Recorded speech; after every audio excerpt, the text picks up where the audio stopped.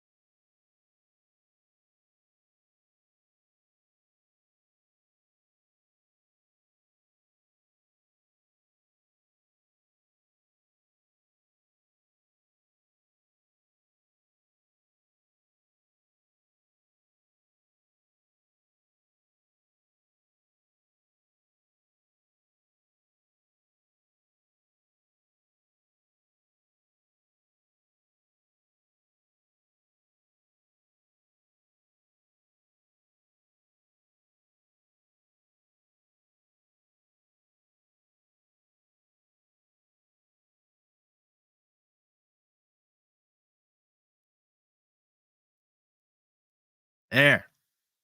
Can you hear me now? I will start over.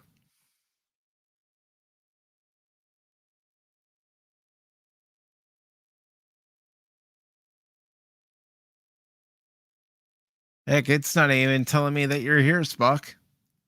It's still showing 0 as far as viewership.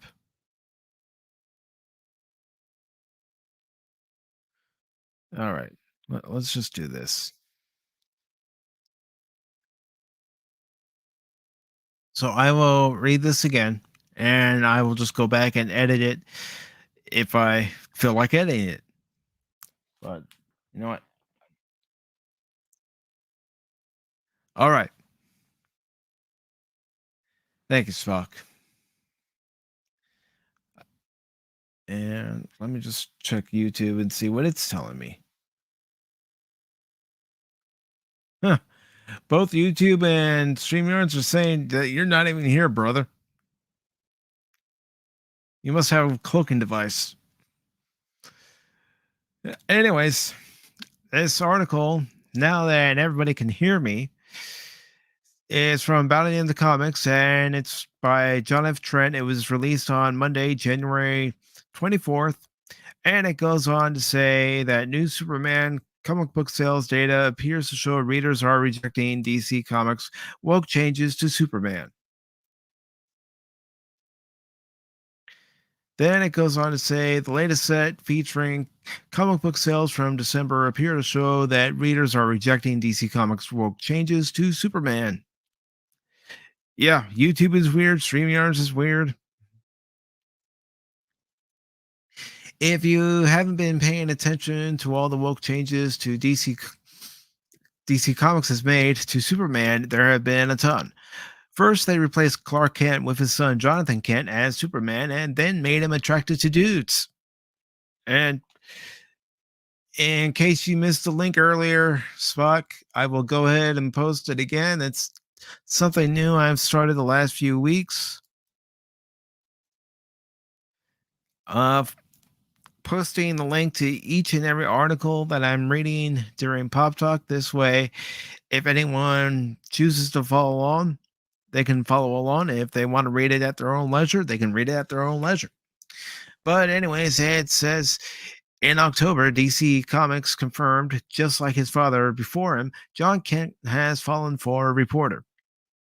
After initially striking up a friendship with reporter Jay Nakamura, he and John became romantically involved in the pages of Superman, Son of Kal-El, #5, from writer Tom Taylor, Dark Knights of Steel, and artist John Timms, Harley Quinn. Then the article continues to say, quickly following that, at DC Fandom, DC Comics publisher Jim Lee announced that Superman's iconic motto, Truth, Justice, and the American Way, would be changed to Truth, Justice, and a Better Tomorrow. Lee explained the change was to better reflect the global storylines that we are telling across DC and to honor the character's incredible legacy of over 80 years of building a better world.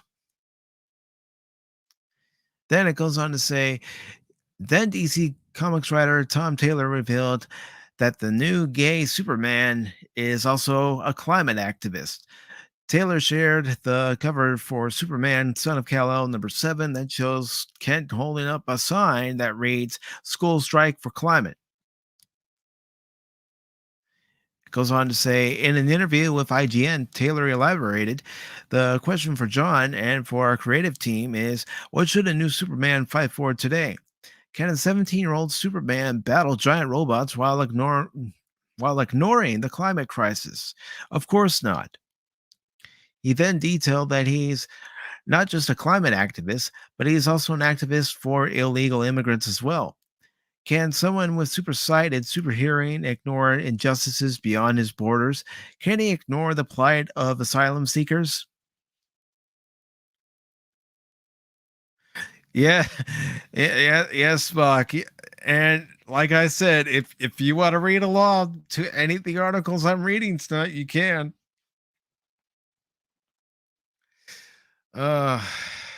Boy. Goes on to say, with all these woke changes happening back to back, DC Comics put out a press release claiming that they had unprecedented orders for Superman, Son of Kal-El, #5. The company wrote, following the news of the upcoming reveal of John Kent coming out as bisexual in issue #5 of Superman, Son of Kal-El, global fan excitement has led to more orders for the upcoming issue than the series debut issue. Bullshit.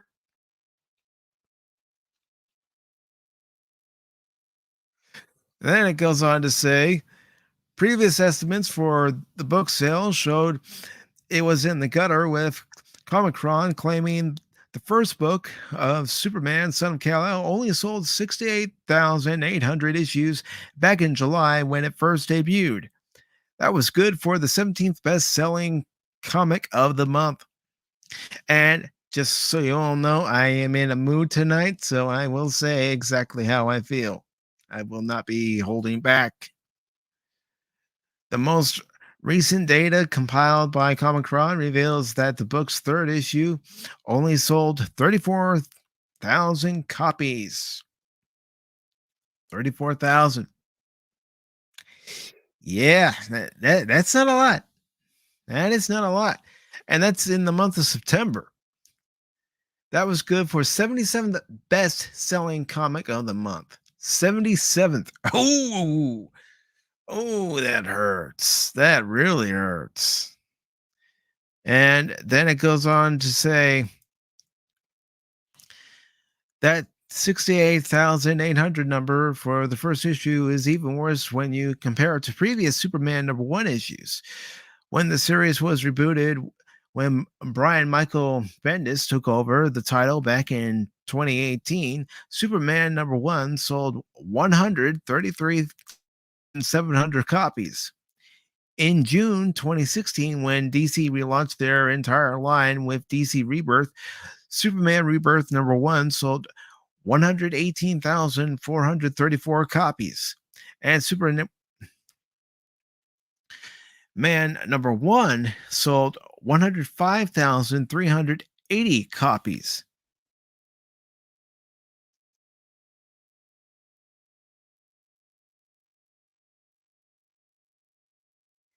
And then it goes on to say, when DC rebooted their entire universe with the New 52, Superman #1 sold 118,376 copies. And let me just check something here. All right.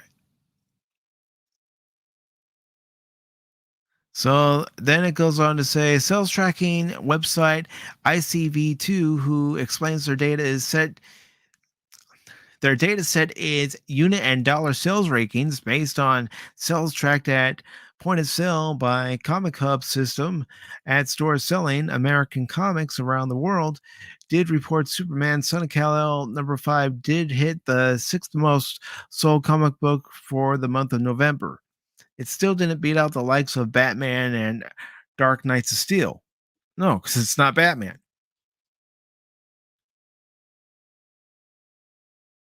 Ah, just listening while you're playing STO.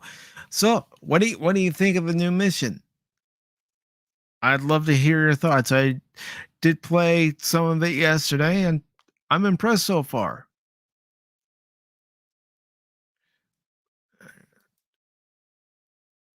Okay, so it goes on to say, ICV2's most recent data set for December reveals it was a one-time gimmick, as the book did not show up in the top 50 chart when looking at total units. Superman Son of Kal-El 2021 annual #1 did place 45th on ICV2's top comic books by dollars chart for the month. That's right, the flagship Superman book at DC Comics is not on the top 50 comic books by units chart, only 5 issues in. It's because nobody's reading comics. That's the thing. It's manga. Manga has taken over. YouTuber Comics by Perch believes the latest December sales numbers for DC Comics means the company is screwed. I'd say so. He says there has been a lot of speculation about the health of DC. Nothing quite says you are screwed like this. In terms of health of the company, sit with this for a second. 50 DC titles.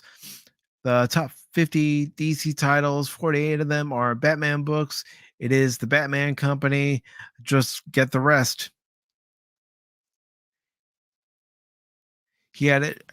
No part of that is good news for DC, even close to it. That's where we are at. And it asks, as I always ask, what do you make of the latest data set that appears to show readers are rejecting the woke changes to Superman? Comic books are dead. Current comic books are officially dead. Nobody's interested in American comic books anymore. I know I'm not the only one who said it. A lot of other people have said it. It's just time to wake up and realize that people's interests have changed. People are no longer interested in American comics because they're not interested in the stories that are being told. They would rather pick up a manga and read that instead of reading an American comic where Superman's an activist and, he goes by truth, justice, and a better tomorrow.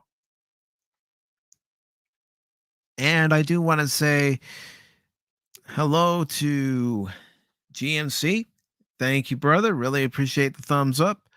I also want to say hello to Alan Copeland, and Spock is saying as far as my question on Star Trek Online, haven't played it yet. We can cover it for Trek Talk if you want. Yeah, why not? I will say I think you'll enjoy this first part, but man, do they leave it on a teaser? They leave it on a teaser. They leave you wanting more in STO. And this article is also related to yet another article referring to DC.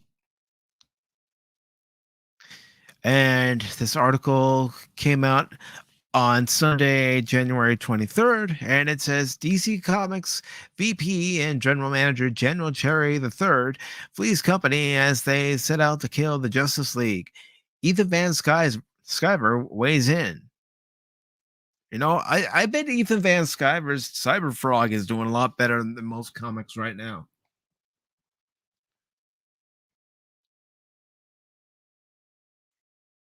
Yes, and the nice thing is, as far as STO is concerned, well, as far as Janeway is concerned, in STO, it's actually Kate Mulgrew. It's not somebody who sounds like her. All right, so it says DC Comics Senior Vice President and General Manager Daniel Cherry III is bolting from the struggling company after only 16 months on the job. That should tell you something right there. It says that the Hollywood Reporter states he has stepped down in a surprise move tantamount to quitting with no reason given, according to multiple sources, and DC is so far not commenting on the matter. The Hollywood Reporter also notes Cherry was brought on in 2020 in the newly created position to compensate for the harsh executive layoffs across the board at Warner Media and DC that led to the departure of co-publisher Dan Dio, who served in his post for over a decade. It goes on to say, though it's not 100% confirmed, the Hollywood Reporter and Bleeding Cool claim Cherry left DC to go work for rapper and noted Trump supporter Kanye West, which comes as a surprise when taken into account the woke initiatives DC pushed under Cherry's watch. However, Cherry reported to Warner Media executives directly, including global brands and Experience president Pam Lifford and DC executive and DPs or DPIs. I'm not really sure. So he may have just been a figurehead doing what he was told. Nevertheless, the Hollywood Reporter remarked DC did have a banner 2021 thanks to editorial initiatives and interest in its publishing lines thanks to the Suicide Squad movie. And real quick, I am going to post a link before I continue.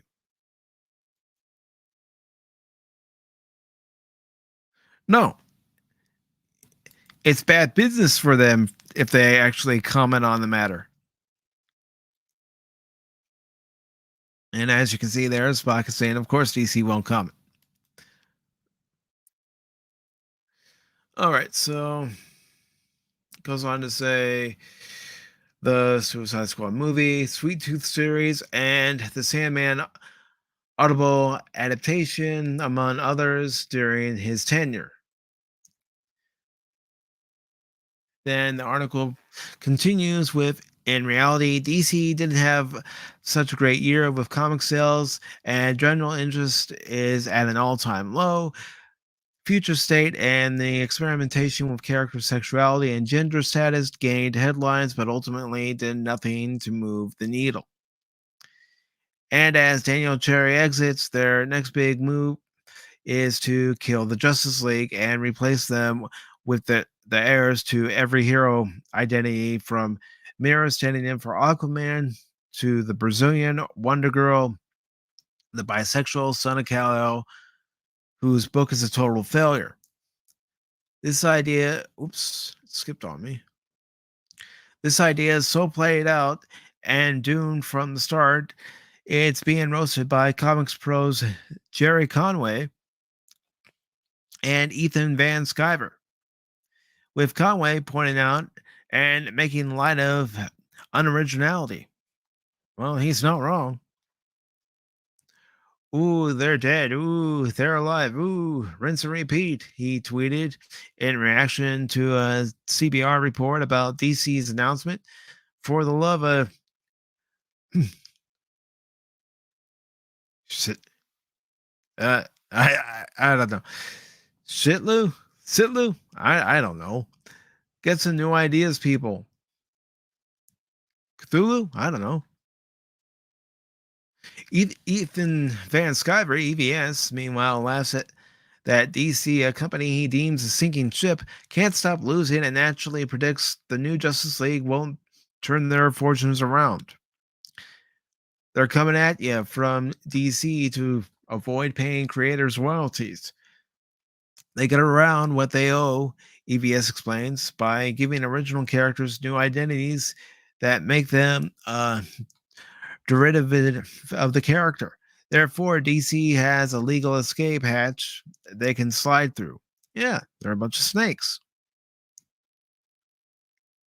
Van Sciver made similar observations on the diverging of Superman's model away from the American way to a better tomorrow. Moreover, the families of Superman's creators, Jerry Siegel and Joe Shuster, get nothing because Siegel and Schuster didn't create Jonathan Kent. EVS added DC is banking on readers being interested in fake versions of Batman, Superman, and Wonder Woman that have more diversity boxes checked. We'll see how that works. Goes on to say of Daniel Cherry's exit, he opined the comic business is bad no matter what they tell you. And Cherry was brought on from out of nowhere to manage the decline and handled business affairs. So AT&T could shrink DC, sell some of it off, and make it cheap and easy to run. And I want to say hello to the Nerdporeal life form. Yes, Pop talking across the universe. How are you doing today, Brian? Yes, happy Whoopa Wednesday. What else are you guys saying? Saying hello to Alan Copeland. Alan Copeland saying hello back. And then Nerdporeal saying greetings to Spock. Spock saying welcome, Nerdporeal life form. And yes, happy Whoopa Wednesday. I'll have to stop by his stream if he's still going by the time I'm finished. All right. So make it cheap and easy to run. And then it goes on to say that EVS also noted he saw much of this coming, but was written off as ignorant by Bleeding Cool and other members of the comics press. Cherry's farewell coincides with Warner's merger with Discovery, which is promising to be a massive shakeup in the corporate stewardship that begins this summer, may have been a factor in his leaving suddenly.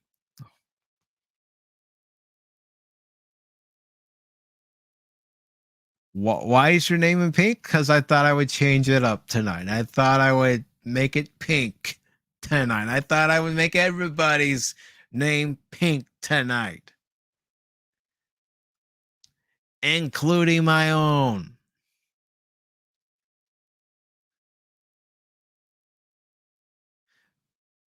It's just too bad I couldn't make it pink and black like Bret Hart. All right, so let's go ahead and go on to another article. And in case you guys missed it, that's right. I'm promoting something on my channel. That's right. I will here in just a second. Let me bring this up. Here we go.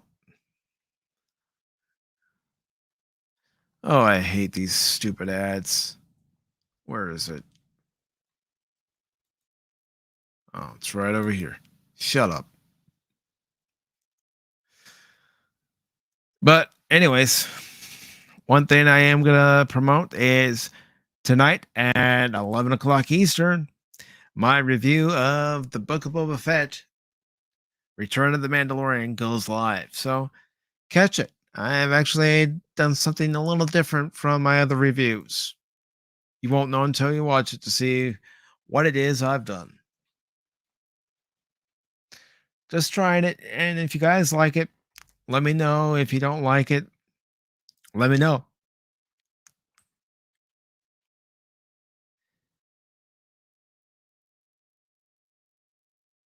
And let's see what you guys are saying before I get on with this article. Ah, yes. Yes. I saw it too.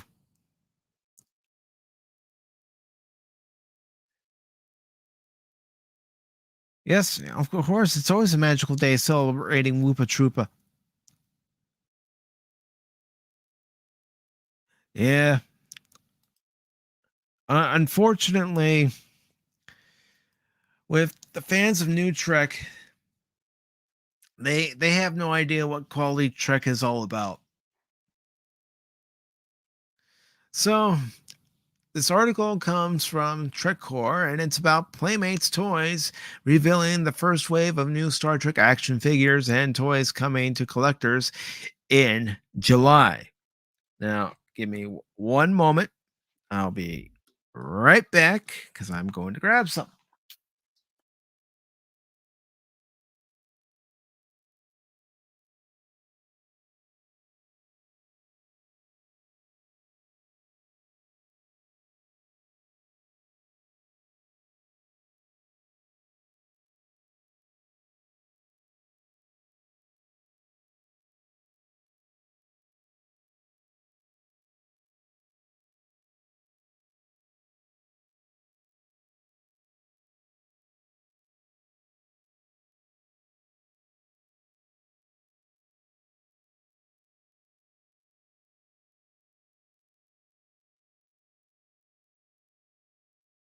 I should have grabbed them earlier, but I did not. So let me remove this just real quick and enlarge myself real quick. But anyways, some of you may recognize from the original Playmates Toys line, Captain Benjamin Lafayette Sisko. But it's better for you. It's better for me. It's better for them. That's right. Just two of the original line of Star Trek action figures from the original Playmates line that I still have in my possession. So let's go ahead and switch. And let's see what else you guys are talking about.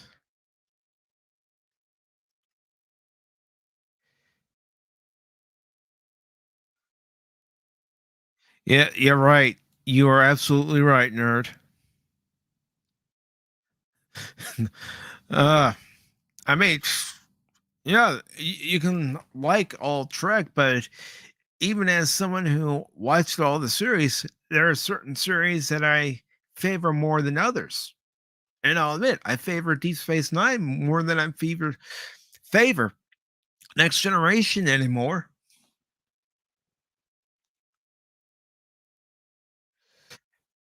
Yeah, you're right, Spock. They are making horrible arguments. Uh, you know, they can say that it's Trek because Paramount, Viacom, CBS say it's Trek, but the truth is, we all know what Gene Roddenberry did for Star Trek, what Rick Berman did for Star Trek after Gene Roddenberry's passing, and we know that that is truly Star Trek.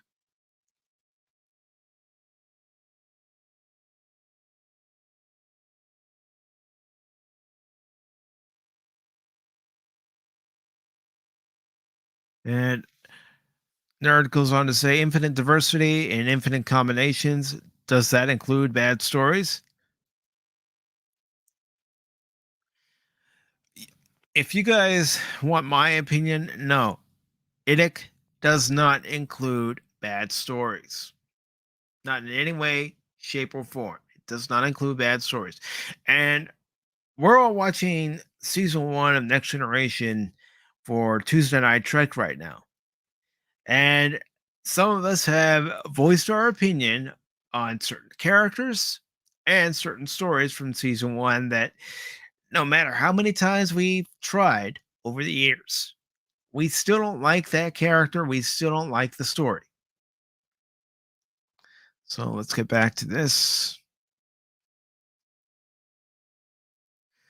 All right. So Playmates Toys reveals the first wave of new Star Trek action figures and toys coming to collectors in July. This is actually from Trek Core. It says 6 months after fan favorite Star Trek licensee Playmates Toys announced they were returning to the Final Frontier. The company has unveiled their first look at 2022's inaugural wave of action figures and toys. Expected to become available for purchase online this July and in stores later in 2022, the initial lineup of Playmates Toys Star Trek toys this year will consist of 8 character action figures from current and legacy productions, as well as 2 additional releases in the broader toy category. For the action figure lineup, the first wave will include Mikey, Spock, and Saru from Star Trek Disgracery in their Season 2 styling, Captain Picard, Commander Riker, and Data from Next Gen, Admiral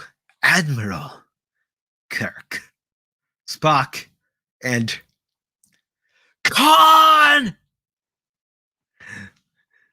from Star Trek II, The Wrath of Khan. And we do have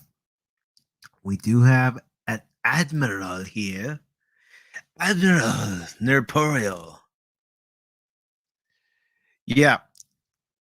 I saw it too. And the whole reason why they're doing this, the whole reason why is to help fund the next season of Discovery. That's the whole reason why.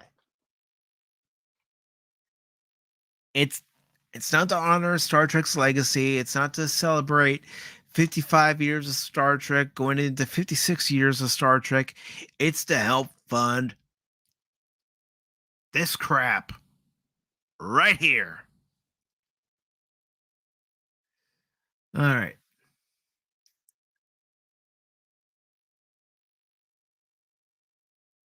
And it says, while Playmates did not announce specific pricing, the new action figures are available for pre-order at Entertainment Earth for $15.99 each.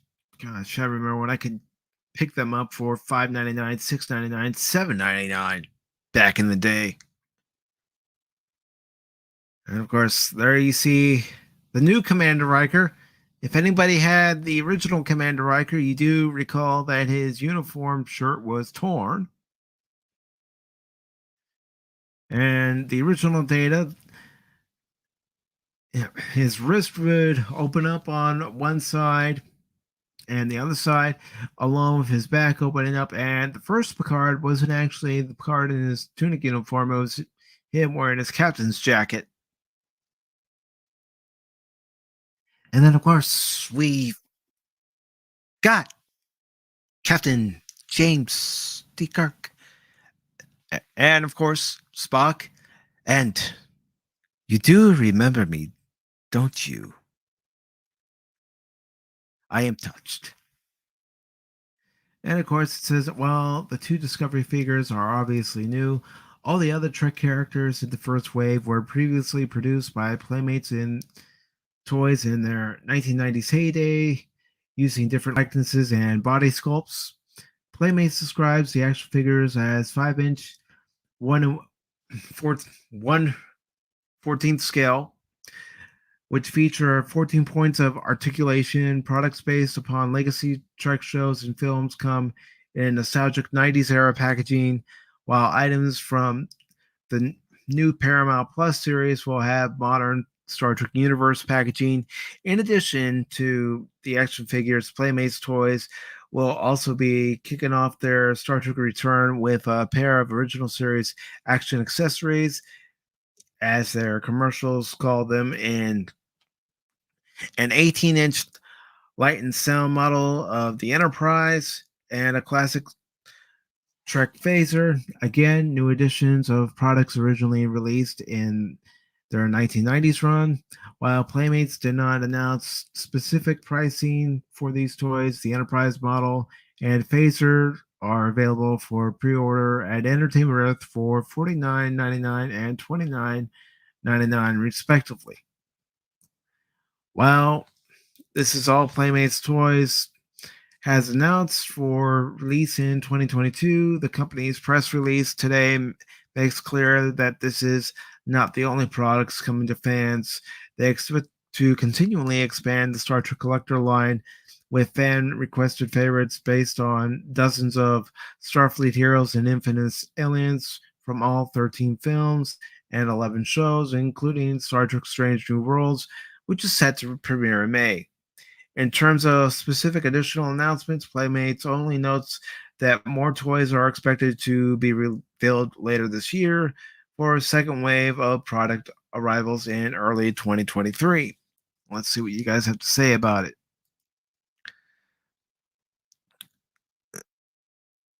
And of course, let's see.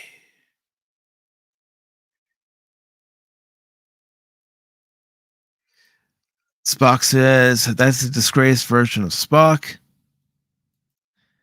Nerporial says Spock's Friday nights. I like how we get along, but still have different takes and opinions on Trek and other properties. Yeah. See, if you take the three of us, or, four of us, five of us, for everybody who's been in the chat so far, we all have our own takes, but we're adult about it. We don't go reading and whining and crying because somebody doesn't agree with us. We still talk to each other. We're still friends. And Spock goes on to say Ethan Peck is a good actor, but not a good Spock. You're right on that. And Nerporial says Ethan Peck is the Spockest character ever, or maybe it's your brother Spocko. Hey, I'm Spocko. Yeah, I saw that SNL sketch.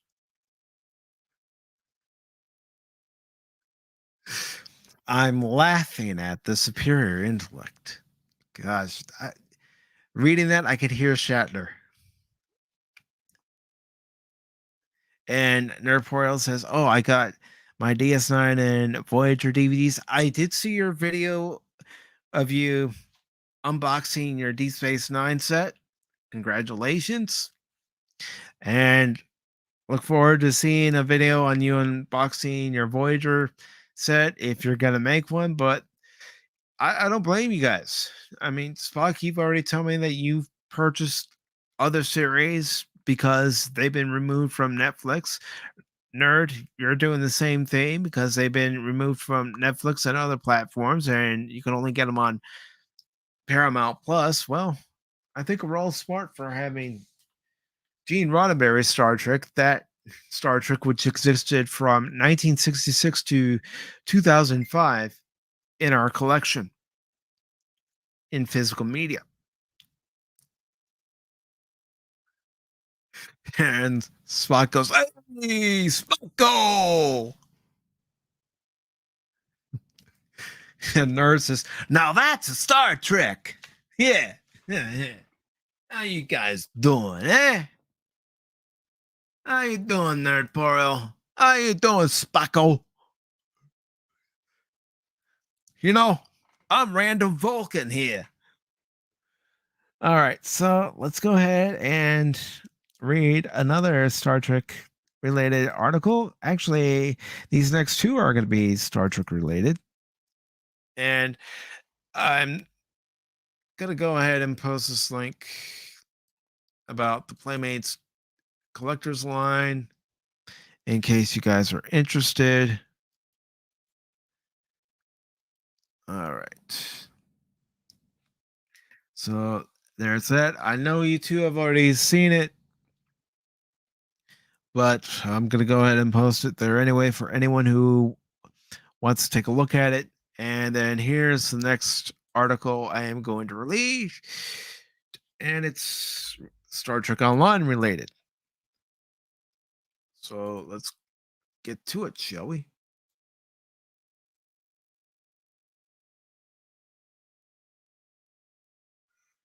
And this comes from comicbook.com.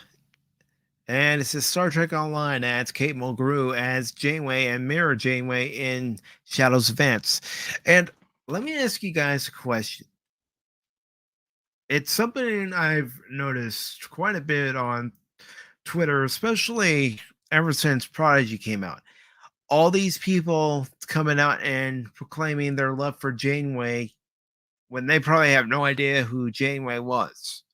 Three of us, we know who Janeway was. We know who Janeway is. Now, Spock, you said that Voyager was the first Star Trek series you pretty much were attracted to. Nerd and I, we got to see the series as it aired in its first season all the way to its seventh season.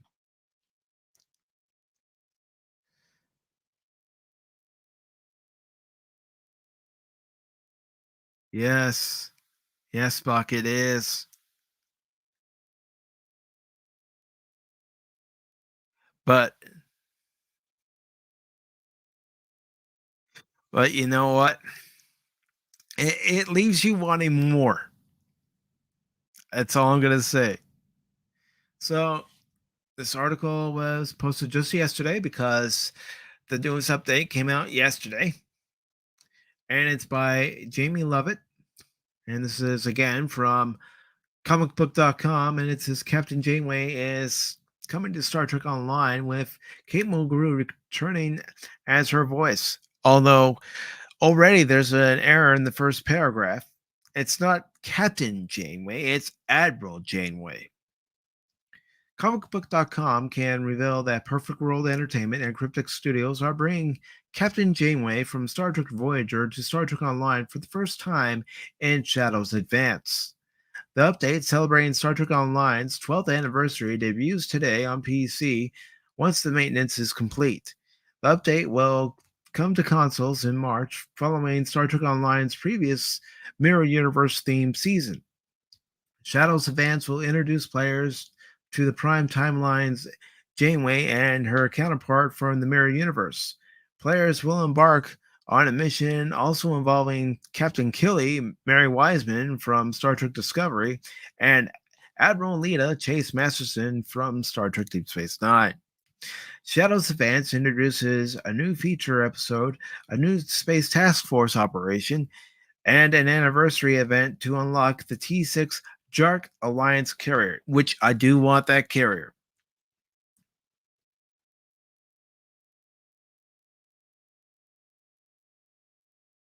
And let's see. I'm talking about Voyager, brother.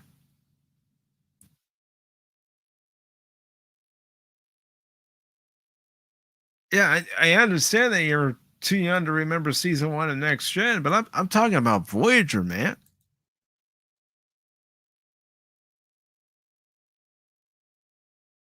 It goes on to say, in a Star Trek Online first, players will get to play the Mirror Universe version of their captain in the new featured episode Red Shift. Captains join Terran forces led by Marshal Janeway, voiced by Mulgrew, to kidnap someone of great importance from Jupiter Station in Federation space. Afterward, they'll join Captain Killy, Mary Wiseman, and Mirror Universe version of Ensign Tilly from Star Trek Discovery. The new season follows Admiral Janeway from the Prime Universe's perspective as she retells the story of their exploits. And yes, spoiler, she is on Voyager. Star Trek Online will offer one version of what Janeway's post Voyager career looks like. Perfect World provided comicbook.com exclusively with Janeway's complete timeline leading into events of Shadow's Advance. The timeline follows. As commander of the USS Voyager, Captain Janeway was first Federation captain to explore the Delta Quadrant. First, and then there was Captain Ransom, who was the second, and established first contact with more species than any captain since James T. Kirk. Her intelligence, thoughtfulness, dedication, and diplomacy earned her the respect and recognition as one of the most decorated captains in Starfleet history. Well, let's not forget her crew. A captain's only as good as his or her crew. Timeline 2336 Catherine Janeway was born on May 20th in Bloomington, Indiana, on the planet Earth, to Vice Admiral Janeway and Gretchen Janeway. Source: Star Trek Voyager. Early career: attended Starfleet Academy and developed a love for coffee while studying, a habit that would later become her vice aboard the USS Voyager. Her first Starfleet assignment was aboard the USS Albatani under Captain Owen Paris. She served as chief science officer during that Ares expedition. Source: Star Trek Voyager, of course. And then in 2371, given command of USS Voyager, a new Intrepid-class starship. Her assignment was to locate a Maquis ship which disappeared in the Badlands during a mission. A displacement wave hurls the Voyager 70,000 light years across the galaxy into the Delta Quadrant. Source: Star Trek Voyager, January of 1995. Made first contact with several alien species during her first few years as captain, including the Deans and Scarians and several others. And then 2374, reestablished contact with Starfleet via alien array, the Hirogen array. And the relay station reporting that Voyager is stranded in the Delta Quadrant and that most of her crew is still alive. 2378 commanded the USS Voyager back to Earth by way of Borg transwarp conduit. Upon Starship's return, she was promoted to Vice Admiral. Well, source should indicate Voyager and Star Trek Nemesis. In 2383, appears as a training hologram to guide 6 young outcasts who have taken command of an abandoned starship called Protostar, Star Trek Prodigy. And 2411, Admiral Janeway was present at the attack on Jupiter Station by the Terran Empire. She recruited help from both her own universe and the so-called mirror universe in order to regain what was stolen. And I'm not going to say what was stolen, but I think Spock knows by now. At least I hope he is near that point. And Nerd goes on to say, I started Voyager watching late season 3. I was in the ER for asthma attacks, so I was home. I watched TOS on tape and started watching Voyager. I like Tuvok of all things. Nothing wrong with that, man. Let's see. Spock goes on to say she is the worst Star Trek character. And I can presume you're talking about Tilly. You think so? I think those characters in Picard are worse. I think it's a tie. And Spock says, nah, Tilly is the worst.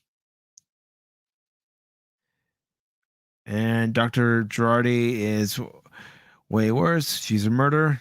True. She did murder. Man, they should have focused on Voyager a long time ago. Yes, they should have. I feel the writers did Tilly bad. The actress putting on weight doesn't help. Very true. Spock's going on and saying it's just now they're making episodes with Janeway. Yeah, and it's taken them a while, but it also could have been the availability of Kate Mulgrew. Did she want to do it? maybe the fact that she voiced Janeway in Prodigy sort of enticed her to voice Janeway in Star Trek Online. And Nerdpoil says, I think the final season of Voyager should have been more serialized in a particular goal or destination to get to in order to get home. I agree. Mary Wiseman is a horrible actress. We needed an episode of them on Earth being to breathe and where everyone was going to ultimately end up. Yeah, we did. We never really got that final conclusion with the crew, that final goodbye with the crew. You know, Voyager comes out of the transwarp network after it destroys the Borg sphere. Admiral Paris is seen saying, hold your fire. And, you know, communications are opened. And Admiral Paris says to Janeway when he sees Janeway on screen, welcome back. Janeway says it's good to be back. And then, you know, they close communications, and Chakotay, per Janeway's orders, takes the helm.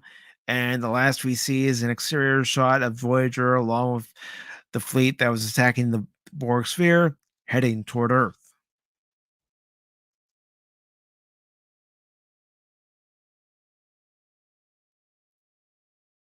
And Spock agrees with me that that's a possibility of Kate Mulgrew being enticed to voice Janeway in the game, since she's voicing her in the animated series. Yeah, I'm glad too, because I'd rather it actually be Kate Mulgrew instead of a sound alike. All right, so did I check? Yeah, I did. Okay, so what do you guys think? You know, any opinion as I continue on with this article? And it goes on to say Star Trek Online's director of design, Al Rivera, shared some of his favorite Janeway moments with comicbook.com. They included the two-parter Year of Hell, which is a good episode. Good two-part episode. The Voyager series finale, Endgame, and the episode Macroism. In Macroism, the Voyager is infected with a macrovirus, something that hits a little too close to home these days. Rivera explains, goes on to say, these are no ordinary viruses. They're huge. The crew is all but incapacitated. Janeway channels her inner Ripley in this episode, and it's glorious. We see she is not afraid to get her hands dirty, and she dispatches the virus swarm single-handedly. Total badass. Shadows Advance also commemorates Star Trek Online's 12th anniversary.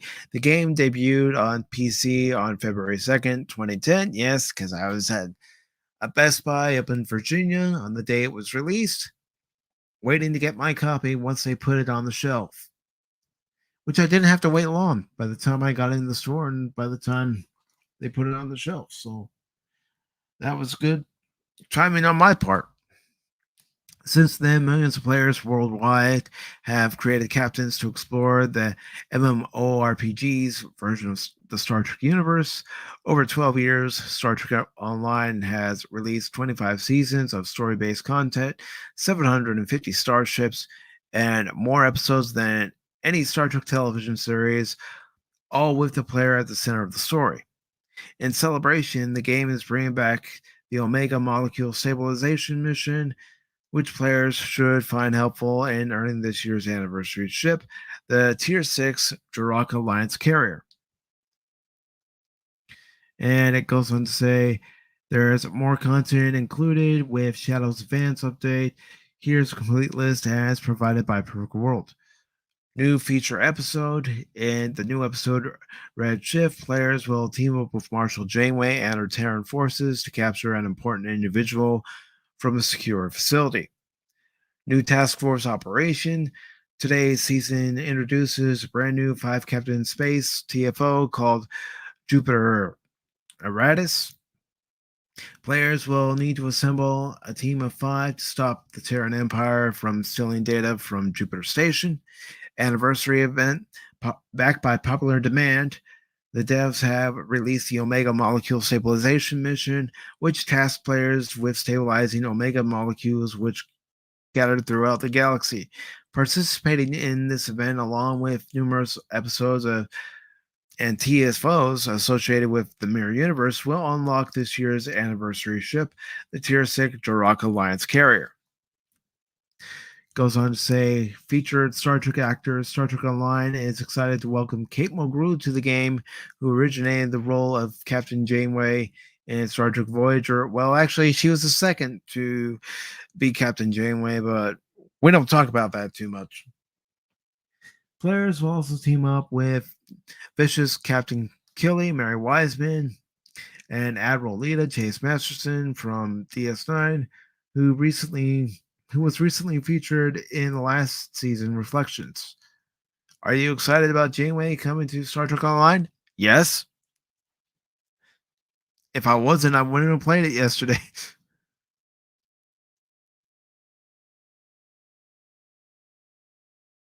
And what are you guys talking about here?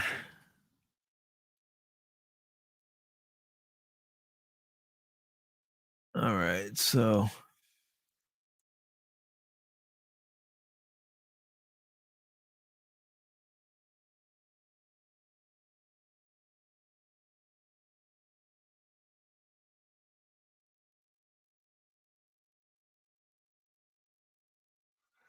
Nerporial says, do you think Janeway is still Admiral next to Admiral Bitch Face? I know you censored it, brother, but I'm going to go ahead and say it. Admiral Bitch Face. Well, you know, I would have rather have Admiral Janeway curse out Picard than Admiral Bitchface.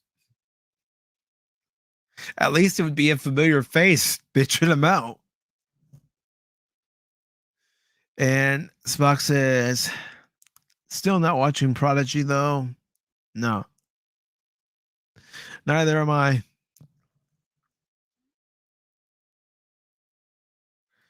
Nerporial asks, will you watch Strange New Worlds with me? And Spock says, I know, well, Nerd asks, I know I'm asking a lot. And Spock says to the question about Janeway, I think she's still an admiral. And let's see. Nerporial says Picard and Orville and Strange New Worlds all overlap. Orville is obviously going to take priority. Hell yeah.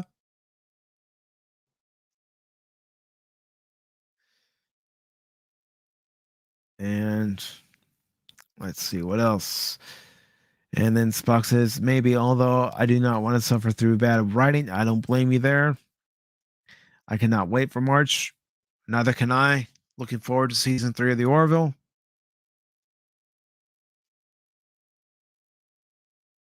Nerdporial says every Thursday night starting March 10th, I will stream Orville reactions. You can come on if you like. I think I will.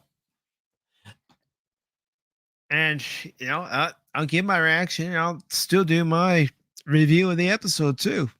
But it'll be fun to get on there with the panel with you and Spock and anyone else who decides to, you know, join on your channel, Brian. And we can all talk about the latest episode of the Orville, because that is something to look forward to. That is a bright beacon of hope in the darkness of Kurtzman Trek. Let's see. You finally got the talking emote. Great.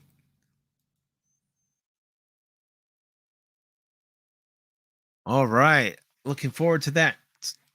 Spock, if you want, go ahead and post a link to episode 1 in the chat for anyone who hasn't looked at it yet. I highly recommend it. It's 1,000 times better than what we're getting now from the current Star Trek writers. And Nerpoil says, can't wait. Did you break 1,000 views yet? Yes, it is fun. It's a lot of fun. Wow.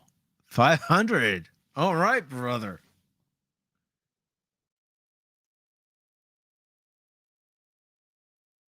Yes, as Leia said, hope. Exactly. But yep, there is one more Star Trek related article I do want to talk about. And, this is pretty much a given. This next one I'm going to be talking about, especially considering the age of the lead actor.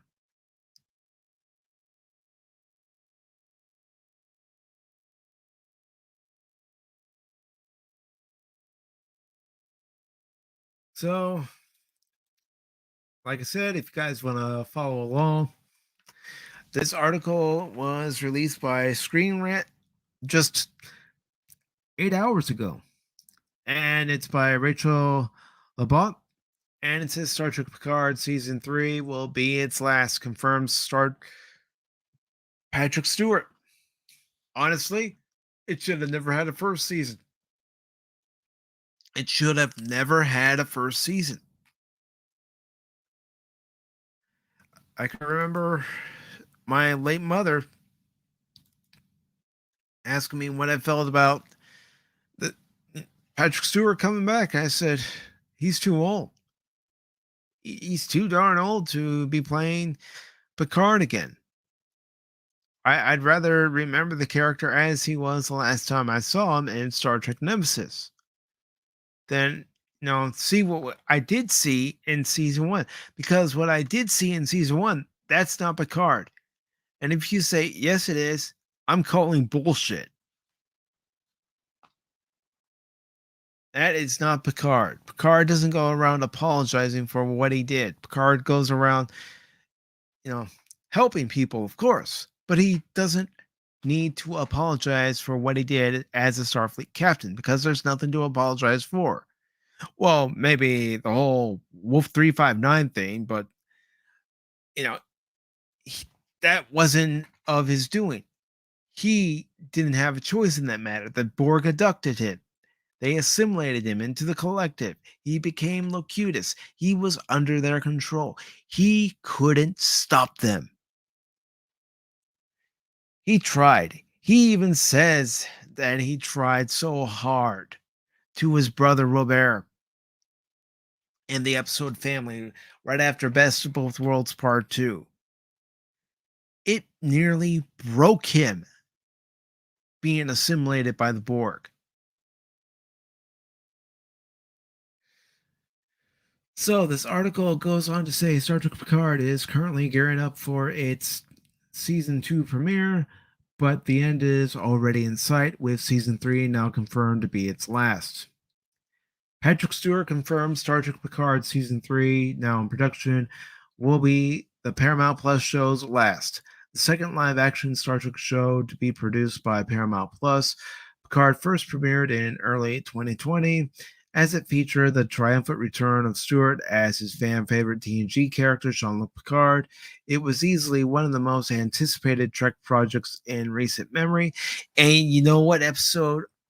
And there's only one episode that actually felt like genuine Star Trek in that whole first season. It was the episode where Riker and Troy showed up. That was the only episode that actually felt like it was Star Trek.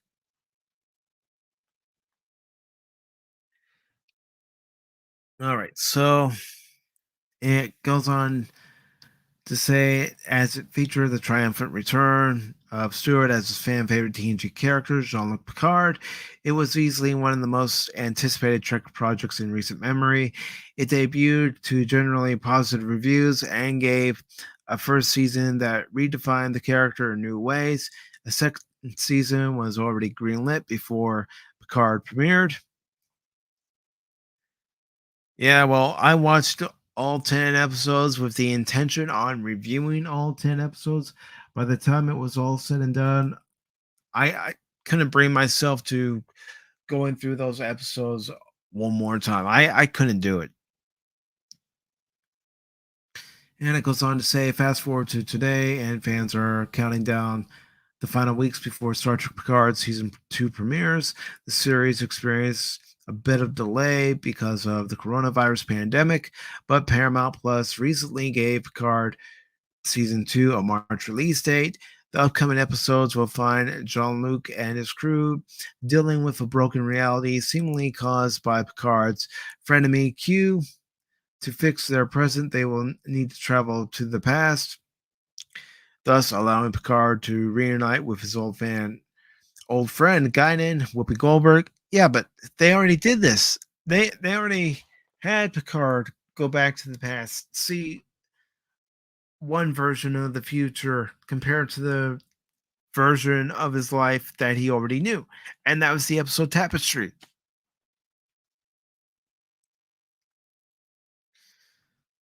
Though the wait continues for Star Trek Picard Season 2, work is already well underway on Season 3, which will also be the show's last. Stewart confirmed this himself in a recent feature for SFX magazine via Trek Central, along with executive producer Akiva Goldsman. It said, "This was always the plan, that the series wrap is imminent. Save for the animated series and Paramount Plus's Short Treks, Picard will be the first Star Trek show since the original series to end with just 3 seasons under its belt. Most of the shows that came after TOS made it to 7. Enterprise ended with just 4 seasons, and Paramount Plus's Discovery is still ongoing, unfortunately. Picard ending so soon might come as a disappointment to some, but it makes sense. Even without knowing the story of season 3, it seems likely that Stewart didn't want to commit to another 7-season show. Well, why would he at his age? The confirmation that Picard Season 3 will be the last ensures fans can go into Season 2 truly celebrating and appreciating what the show has to offer. In a way, this is the beginning of the end, and the seeds for the finale will likely be planted within Season 2. With this much of an advance warning, audiences can prepare their goodbyes. At the same time, there is always a chance the characters of Star Trek Picard can go on to other projects. The show itself has already featured several familiar faces from past Trek shows, so there's no reason why everyone has to give their swan song now. Fans will have to stay tuned to see what the future holds for Picard and everyone else. Let's see. If Star Trek Enterprise started in the streaming service era, it would have had more seasons. Definitely. And here's something I said to Doomcock today in a tweet. I said that Discovery and Alex Kurtzman should have never been given a chance to even write for Star Trek. He should have never been given a contract. Hell, Enterprise should have never been canceled, just as it was getting traction. Season 3 was good. Season 4 was good. And the show should have kept going. You and I have discussed this, Spock, about how Enterprise should have had at least 7 seasons. And yeah, it is unfortunate for Enterprise that it didn't premiere in the streaming era. Because if it had, I bet it would have, still be going, like you said.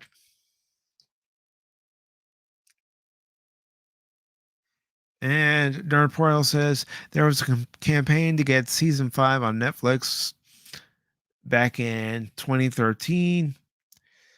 It's too bad it didn't succeed. I would have loved to have seen Scott Bakula, Jolene Blaylock, John Billingsley, Anthony Montgomery. I would have loved to have seen them all come back and, especially for Travis, actually give him more to do, develop more of his character. Yep. You hit it right on the nail, nerd. Les Moonves is the one to blame for the hell that we're getting now as far as Star Trek is concerned.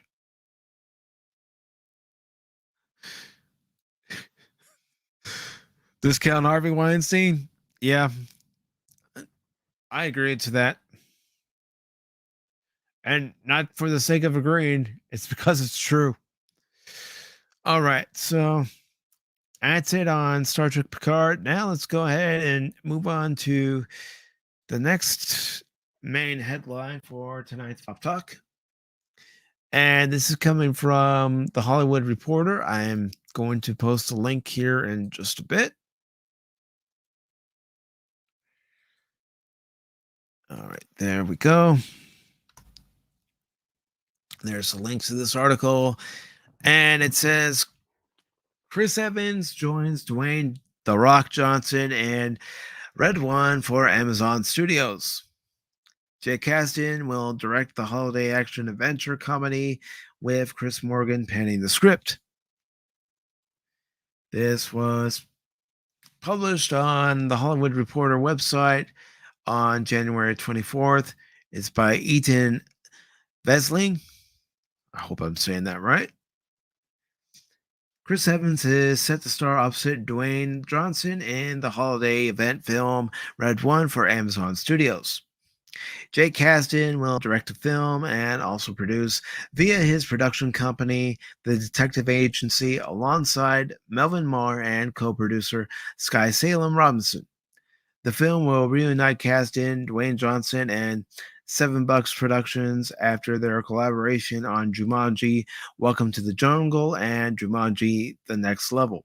I have not seen either one of those movies. Those two films have earned a combined $1.7 billion at the box office. Plot details on Red One were not available, but the movie, with a script penned by Chris Morgan, is based on an original story by Harim Garcia, president of production at $7. The film, which Amazon Studios outbid other suitors for, is billed as an action adventure comedy that imagines a new universe for the holiday genre. It says Harim Garcia, Danny Garcia Johnson, and Morgan will share producer credits. It must be nice for The Rock and his ex-wife to still have a nice working relationship.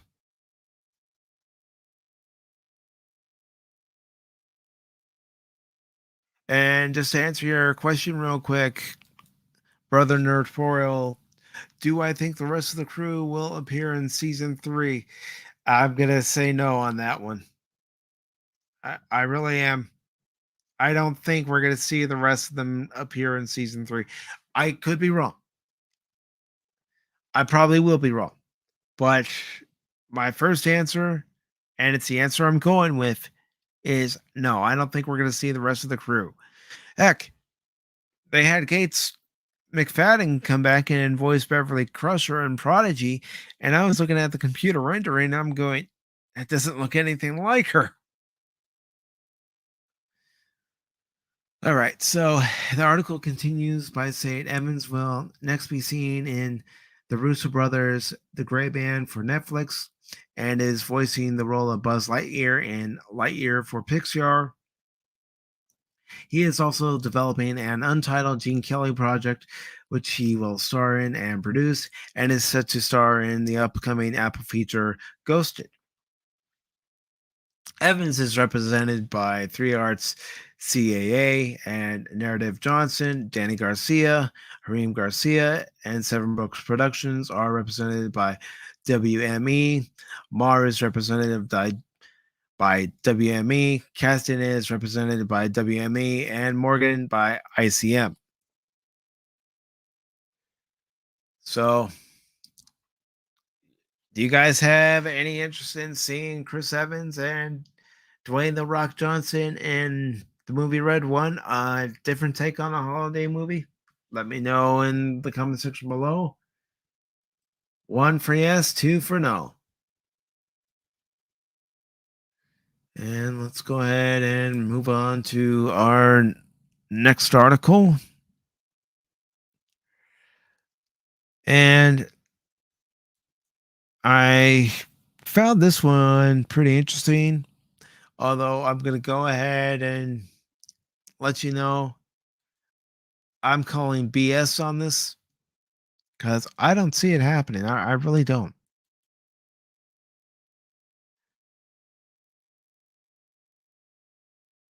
So let me go ahead and put this next one in there.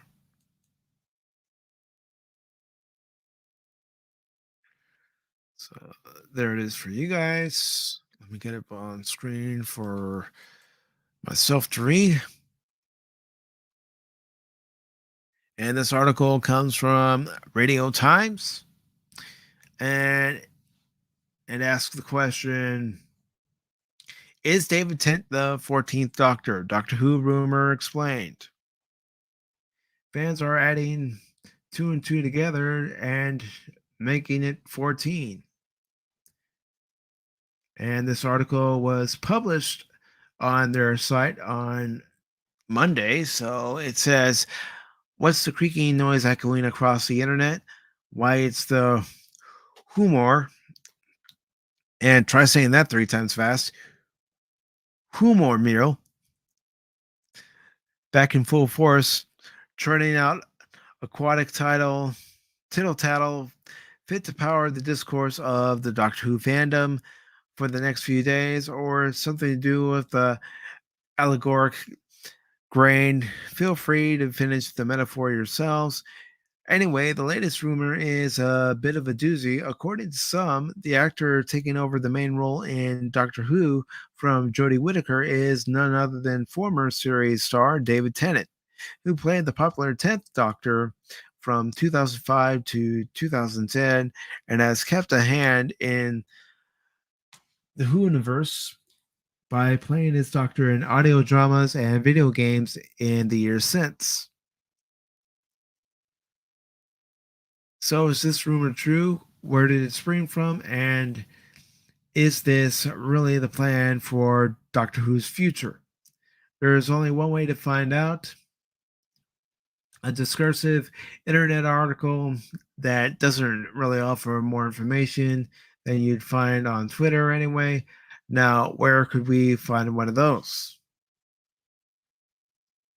Goes on to say, basically, the rumor is that Jodie Whittaker regenerates.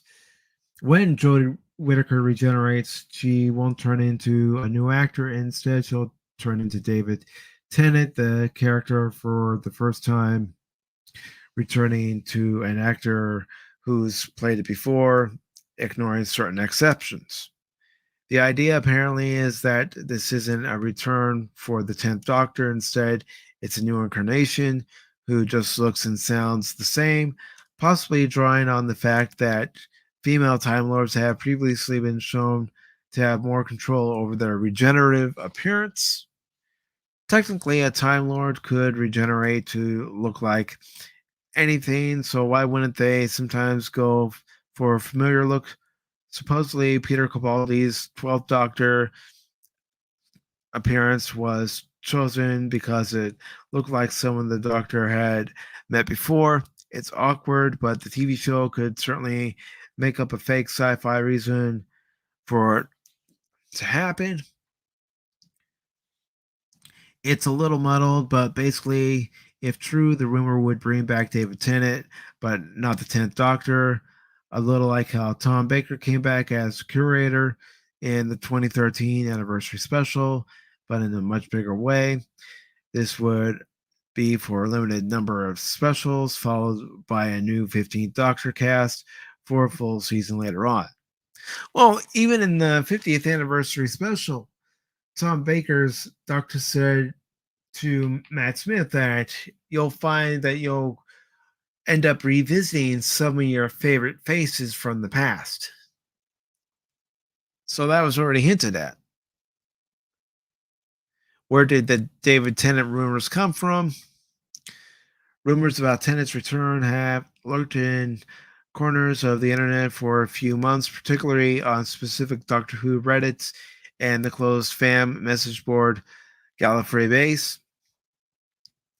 But the story has attracted new attention after being posted on Facebook, a Facebook fan page for David Tennant's 10th Doctor, to the point where it's spilled onto Twitter, mainstream news sources, and even discussed on live TV during Good Morning Britain.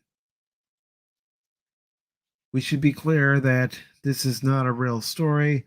It's not an official announcement from the BBC that David Tennant is back. It's not even a scoop by a newspaper or website. Who can back up their claims with sources? This is an anonymous post on social media saying a guy who previously told them something correct also said this was happening. In other words, it's totally unreliable. However, hearing something from a guy is often how we find out the truth about big plans behind the scenes of a show like Doctor Who. So you couldn't say with 100% confidence that it isn't happening. Or you could, but might avoid doing that in print just in case someone comes along to confront you with it later, hypothetically speaking. Let's be honest, probably not. While it's true that the behind the scenes team of the fan favorite 2005 to 2010 era, Russell T Davies, Julie Gardner, Jane Trantner, and Phil Collinson, has been reunited for this new one, it doesn't stand to reason that this also means a comeback for the same front of the camera talent. After Chris Chimballs, I know it's Chibnall, but I like calling him Chimballs, cast first female doctor and brought more diversity to the show and many other ways. Going back to Tenet as the lead could look like the series failing to move forward, getting stuck in the past rather than moving with times. It'd be like bringing back Pierce Brosnan as James Bond after Daniel Craig's exit, almost like a tactic, a mission that you shouldn't have tried to change things at all. And yet, there is something about this Tenet story that rings a few bells. For years, there have been unsubstantiated rumors about the Beeb trying to get a big name actor to play the Doctor for a limited run, casting somebody who wouldn't have the time to do it full time, but whose one off presence would revitalize interest in the show in a short burst. So that rumor was pretty much looking for a short term solution to a long term problem. And thank you for answering, Spock. Yep, I agree.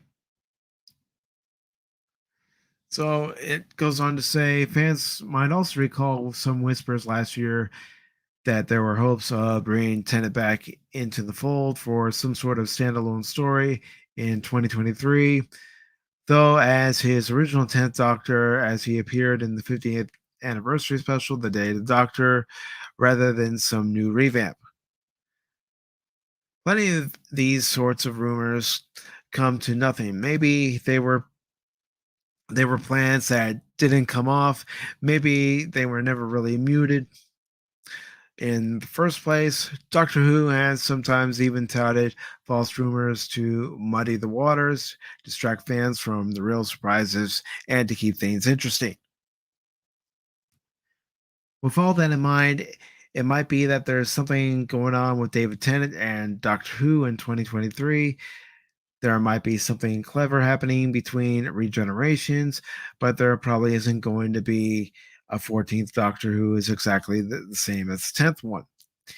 Even if it would probably attract more viewers than the series has enjoyed for years. Here's the thing, we don't know.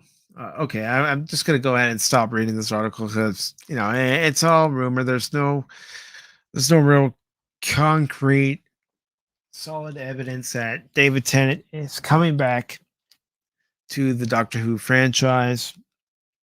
It's just a rumor. It's been turned about for a few years now. All right, let's go ahead and read another article. And I don't know if anyone is interested in this or not. I just thought it was pretty interesting because I have heard about it. I just don't know if I'm going to end up watching it.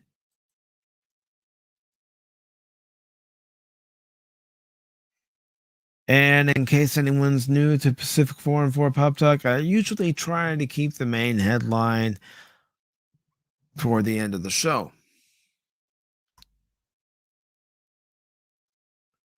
So, this article, another one from comicbook.com, says Halo TV series trailer release date revealed. And this was released yesterday, and it's written by Tyler Fisher. And it goes on to say the second ever Halo TV series trailer, which Paramount is dubbing the official trailer, is releasing soon. How soon? AFC Championship game soon. The AFC Championship between the Cincinnati Bengals and Kansas City Chiefs is set to go down on January 30th, starting at 3 p.m. Eastern Time. Sometime during the game, possibly during halftime, the second ever Halo TV series trailer will drop. Whether this trailer will accomplish any release information remains to be seen. Typically, the use of official trailer in TV marketing is indicative of a trailer featuring story insight, something we didn't get with the first trailer. That said, for now, this hasn't been confirmed. We have no information on the trailer itself, what it features, or how long it is.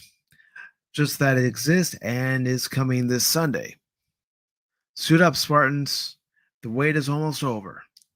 The official trailer for Halo the series lands this Sunday during halftime of the AFC Championship game on CBS and Paramount Plus, reads the tweet relaying all of this. And there's the tweet, and there's the official promotional image. Halo is set to premiere via Paramount Plus and only the Paramount subscription service. When it will premiere, though, remains to be seen. There is currently no word of a release date nor any reason to expect a release date announcement anytime soon. Below, you can read an official blurb about the TV show courtesy of its Paramount Plus listing. Go ahead and copy this link, and I'm going to go ahead and post it here.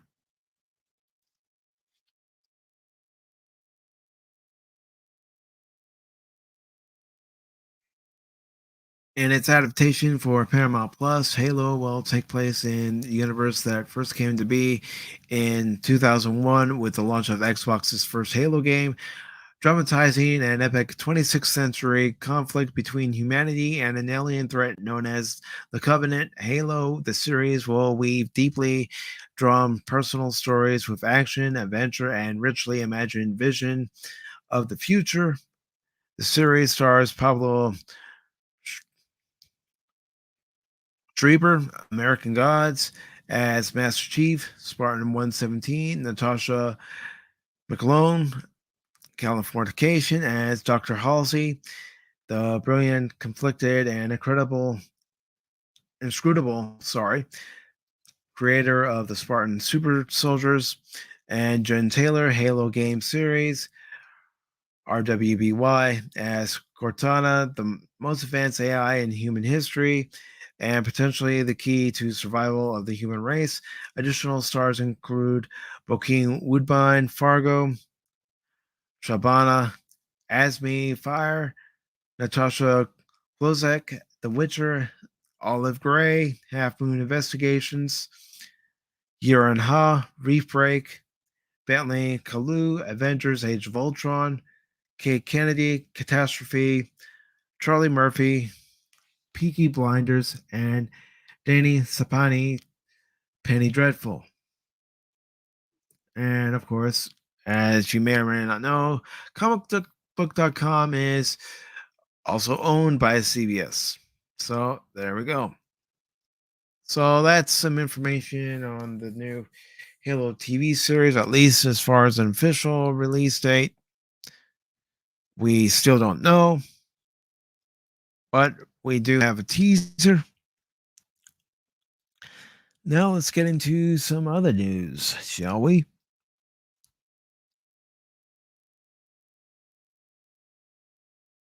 Let me scroll down to where I kept the article, and then I will post it on screen. Let's see.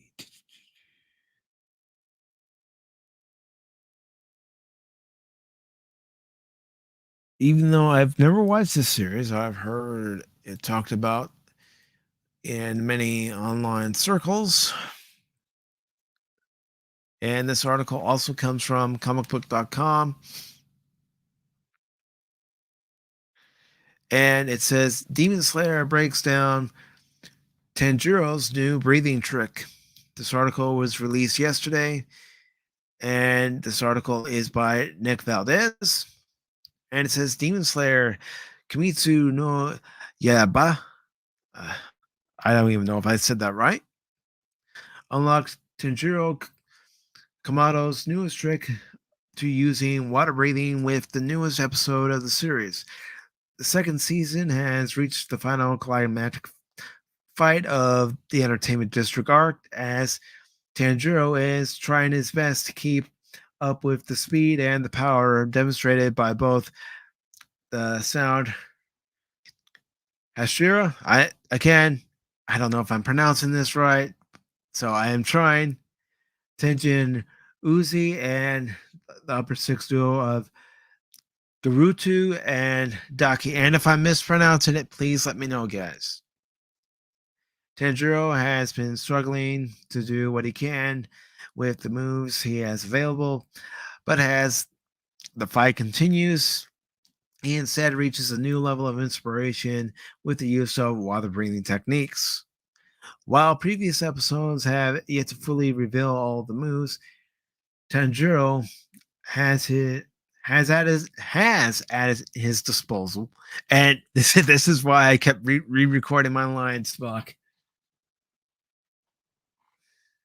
Tanjiro has at his disposal, thanks to his water breathing training, and what Tanjiro had discovered in the fight against Daki was that he was actually holding himself back with it as his own preferred fighting style didn't seem to match up with the flow of the techniques. He was being highly aggressive, but as he learns by blocking one of Gaitaro's,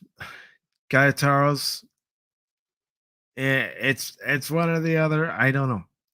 Gaitaro's more powerful techniques, Tanjiro instead must use water breathing and a more defensive way.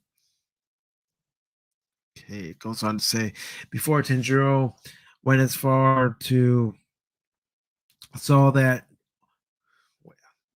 Am I reading that right?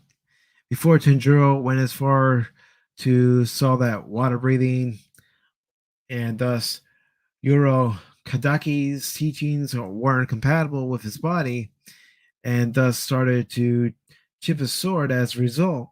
But when he struggles to block Garutu's or Girotu's, I don't know, poisonous blood slashes in episode 8 of the Entertainment District arc, Tanjiro then has a flash of inspiration back to his teachings. He instead realizes that rather than taking on these attacks directly, he must actually use them to sidestep and deflect in a different direction, as when it comes to power versus power, the weaker side is always overwhelmed. Thus, rather than misjudging the flow of power, water breathing is a more defensive style that channels the other attack in a new direction. In fact, his blade would never have been damaged if it was used more defensively. Thus, Tanjiro has a better avenue toward truly mastering the water breathing techniques and will potentially give him a much better edge in the fights to come in future episodes of the series. That is, if they make it out of this one alive, of course. Goes on to say, but what do you think? How do you like Tanjiro's use of water breathing so far? Curious to see the extent of each one of these moves. Wondering how Tanjiro will incorporate it into his fights next. Let us know all of your thoughts about it in the comments. So, hey, what's happening, my brother? Common Sense America, CSA, the Smoking Patriot. How you doing, my brother?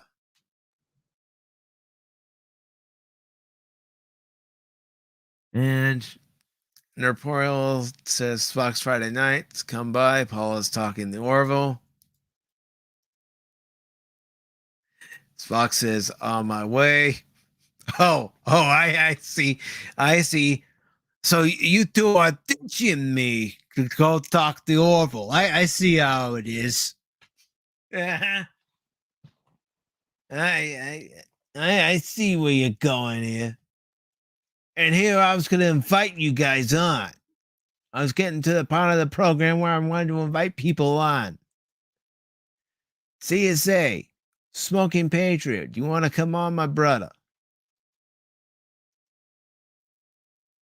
I would have invited these two guys, but they'd rather go see Polly Boy.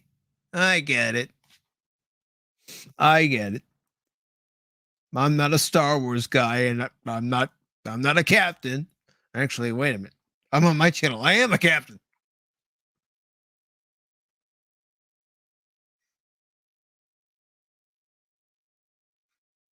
Good to know. If you'd like to come on, I can send you the link in the Discord.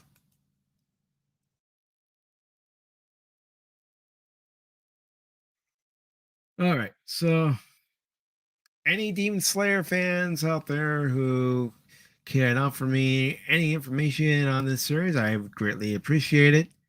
You know, certain anime guy, if you come across this live stream later on, I'd love to hear your thoughts on Demon Slayer and all your thoughts, not just, bits and pieces. So let's go ahead and choose another article here. Let's see.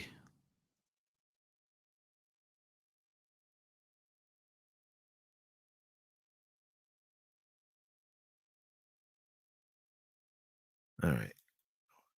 Hopefully this is, this shouldn't be an old article. This should actually be the one I saw yesterday.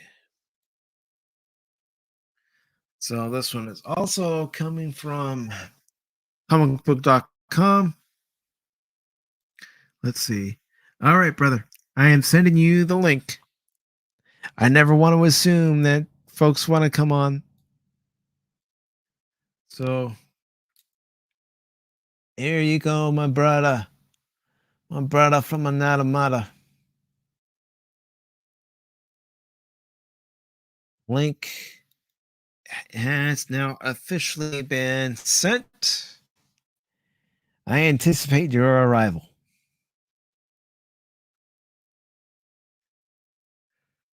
So, we've got an article here from comicbook.com. And it says, My Hero Academia levels up an unlikely League of Villains lead. And this was posted on their site yesterday. And please welcome to the stream, my brother from another mother, the Smoking Patriot, Common Sense America. Apparently Spock and Napoleon ain't got no fear for family. So sad, the youngins these days. So sad. It's because I'm not pretty. That's why. They don't know what they're missing. They don't know what. And if they are still here, what? But they're not pretty enough for you. It's this gray hair in my beard, right? Well, too bad. It's part of aging.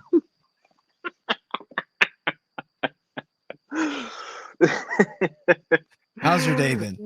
Good. Worked, came home, ate some dinner. Now I'm chilling. Nice. New state treating you well? Yeah. I got a job with AutoZone, so I'm working at AutoZone and doing DoorDash. So, all right.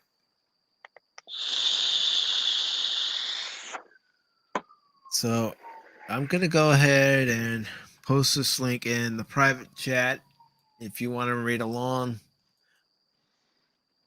I know nothing of My Hero Academia. Unfortunately, I have not watched the anime, although people talk it up. I haven't watched it yet, unfortunately. So, Well, as someone who has watched it, I highly recommend it. I got to get my Hulu subscription back up and running. I'll give you a link that you can find it on after the stream.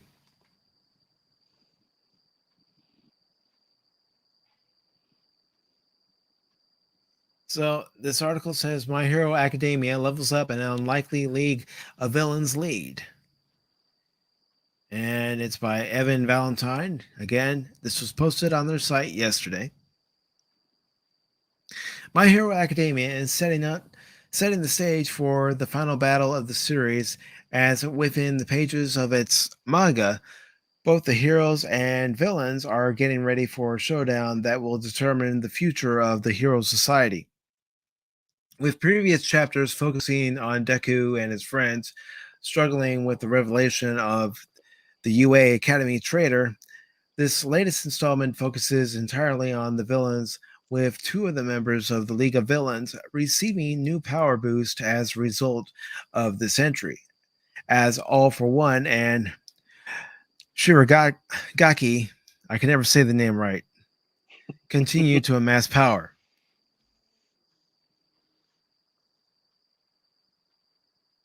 Warning, if you have not read the latest chapter of My Hero Academia's manga, chapter 341, you might want to steer clear, as we'll be diving into serious spoiler territory for the stories taking place following the war arc.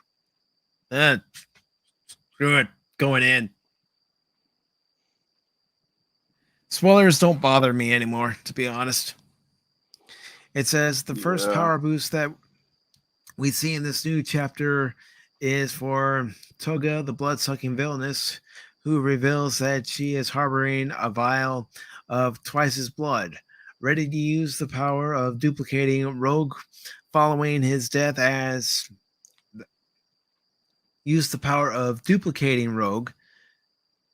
got to make sure I'm reading these paragraphs right, because sometimes I'm reading these paragraphs on different sites and it's like, who wrote this? Following his death at the hands of Hawk during the war arc, Dobby hands Toga the vial and has some choice words for his partner in crime. Before Machina whisked us away, I made sure to grab the original body's blood, Twice's blood, that is, will help that sad parade to keep marching, and the ones having the last laugh, that'll be us. With Toga having the ability to mimic the quirks of those, she takes the form of being able to duplicate herself at the same level as Twice, will cause major problems for the heroes without a doubt.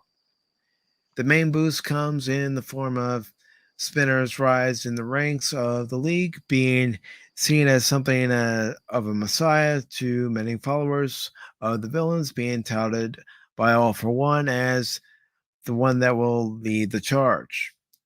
While Spinner himself is hardly a powerhouse on the same level as his colleagues under All for One's reign, it seems that his influence is something that will be a major factor in the coming war. What do you think of these new boosts? I don't care as long as it works out in the end where we get a conclusion to the story. That's all I care about. Have a great battle and a great conclusion. That's all I really care about when it comes to My Hero.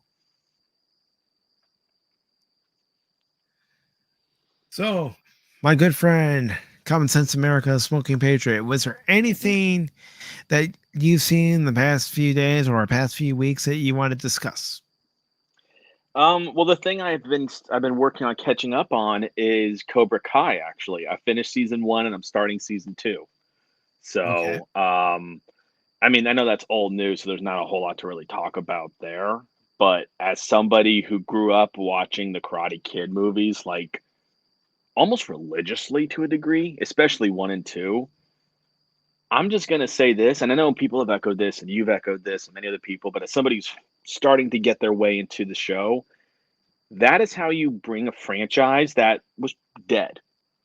I mean, it was Mm-hmm. as dead could be, Yeah, And it that's how really you was. breathe life into it and make it like my family binged the entire 4th season in one day.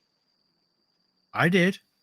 Yeah, I have to like admit, I wasn't going to pirate the series, so I bit the bullet and said I want to watch it, and I'll make the sacrifice and give Netflix my money just so I can watch it.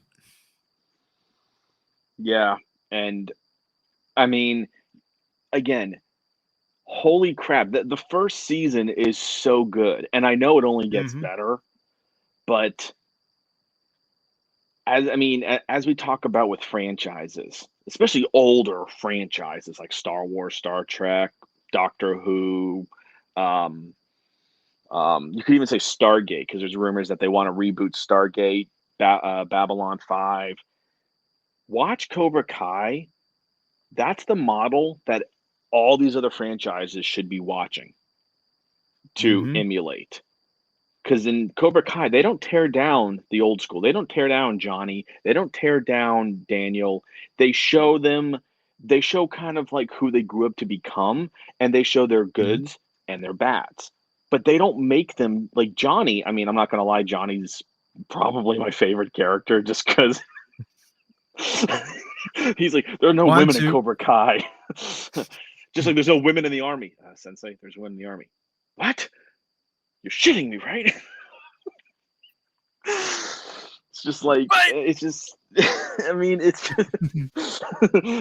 so there's this girl at school. Is she hot? She's really not. Is she hot? Yeah, she's hot. Nice. I mean, we're all a little bit like Johnny in some way. We need more Johnnies in Yes. this world. We need more Yes. Johnnies. I'm just saying it now.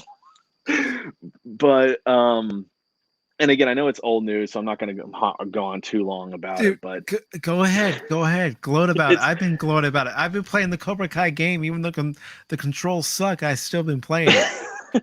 I've been trying to watch the playthroughs. Unfortunately, like I'm always like really busy whenever you're playing them, so I try and like at least give you a few minutes towards the algorithm if I can. Um, but no, it's just I'm just again, Cobra Kai did what Star Wars should have done, what Star Trek should have done. Mm-hmm. I get that you have Picard and all these others. You don't tear down characters. You don't tear down Luke. You don't Mm-hmm. tear down Leia. You don't tear down Lando.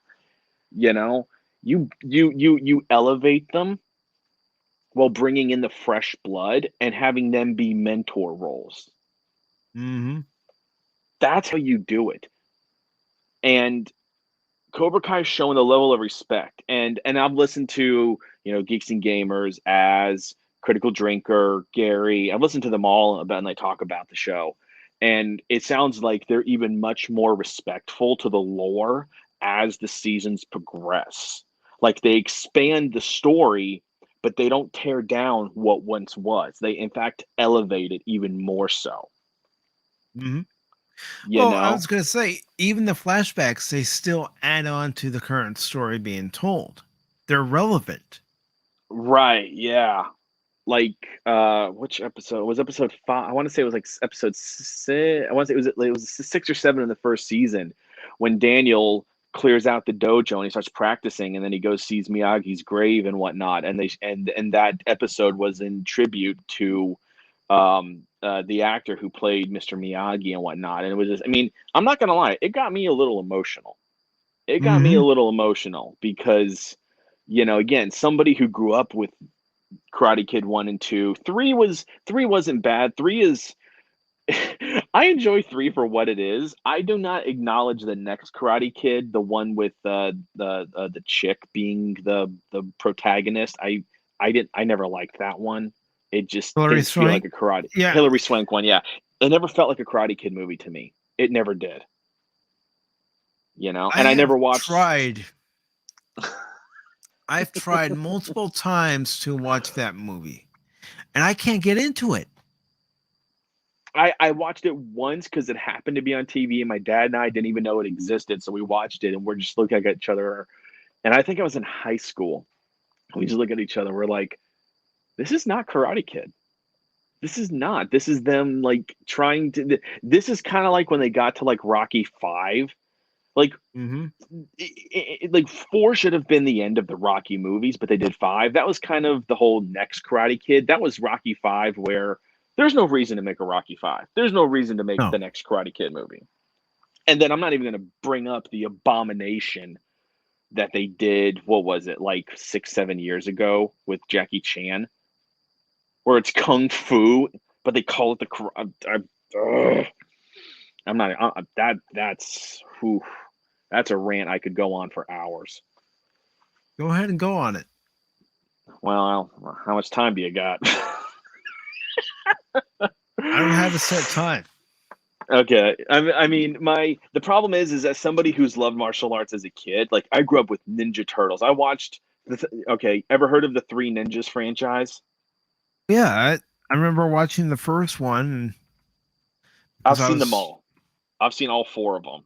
Even the one that had the guy who played Ernest in it. I saw that one. There was Hulk Hogan was in that one. It was kind of like its own separate thing. But I've seen all 4 of them. I love all 4 of them. As corny, as cheesy as they are, I grew up with martial arts. I did martial arts. I did Taekwondo for 2.5 years. And for anyone who's listening, Taekwondo is a South Korean style of martial arts. Yes, it is. And karate is Japanese. I took Taekwondo for a few years myself. The only reason I stopped is because they changed locations and my parents didn't want to drive to and from where we lived down where their new location was each and every weekend. Yeah, mine was kind of similar. We did he had a morning class, our instructor, for all like the homeschoolers, and it was a pretty full class, but because all his other classes were in the late afternoon and the evening, he hated having to do that and come back later, so he just ended that after like 2.5 years. So, and by that time I was really busy at the church I was volunteering at, so it just ended up not working out, but the Karate Kid with Jackie Chan is kung fu. It's not karate. It's a Chinese style of.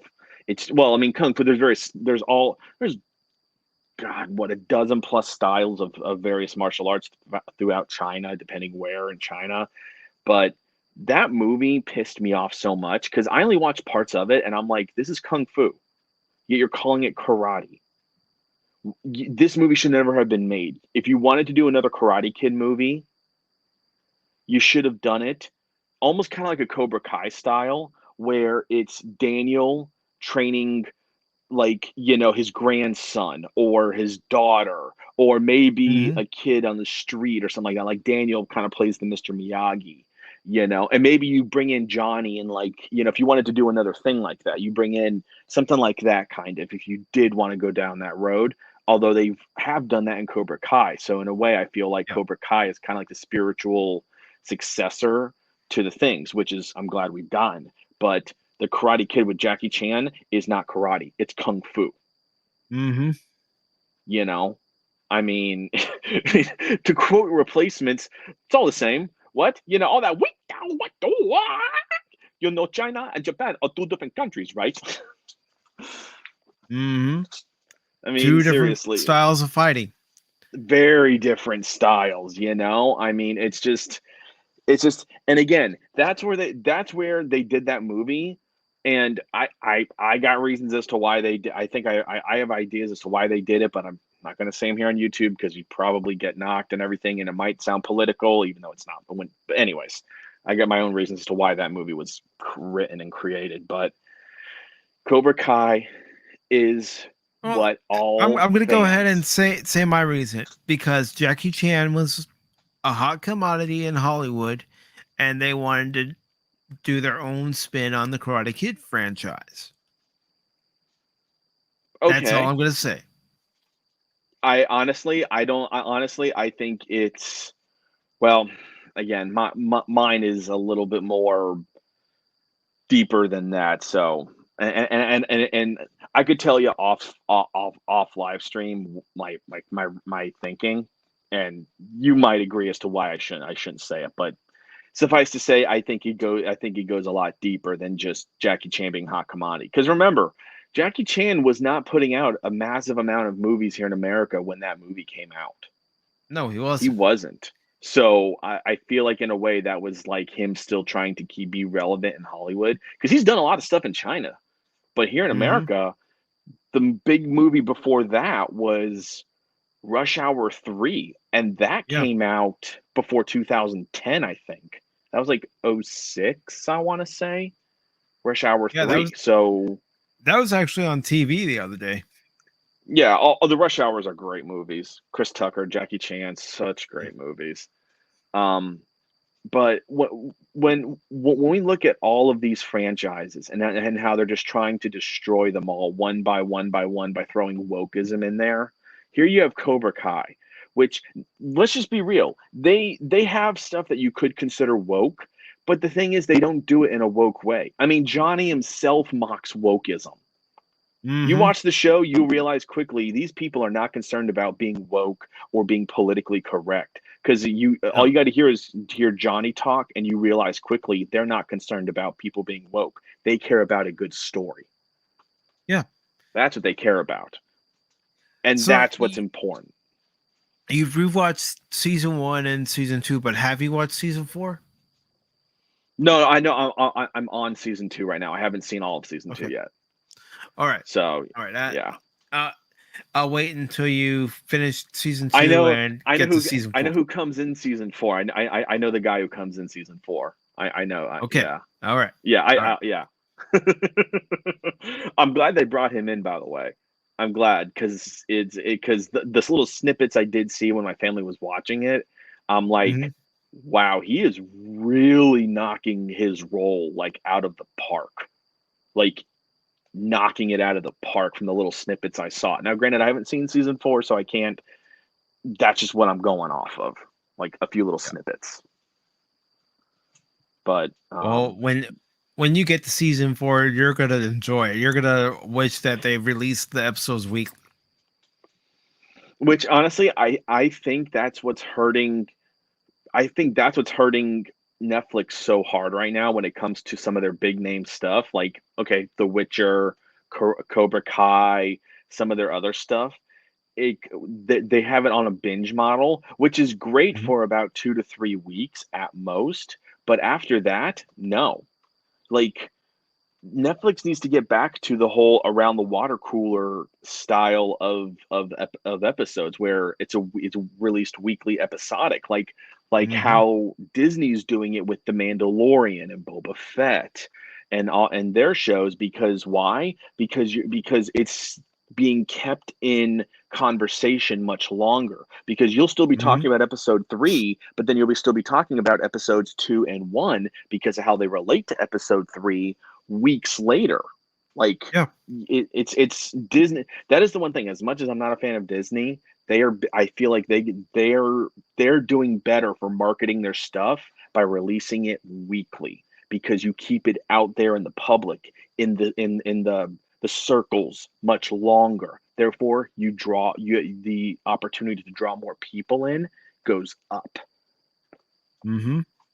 So, and as we saw, Netflix has lost a lot of subscribers, and I'm telling you, I think their binge model is going to hurt them long term. Yeah. Well, that was going to be one of the articles I talk about as well. Let me just find it real quick. Thanks for reminding me, by the way. Uh, Well, I'm glad I could remind you of something I didn't even know you were going to talk about. well, I'm always looking for something to talk about on Pop Talk, and I don't want to always talk about it, something that everyone else on every other YouTube channel is talking about. I don't want it to seem like, oh, he's just copying so and so. That's all he's doing. No, I want to cover things that nobody else is covering too. Yeah, or if they're covering it, they just put out a video and that's that. They don't Yeah, like discuss it a whole lot usually.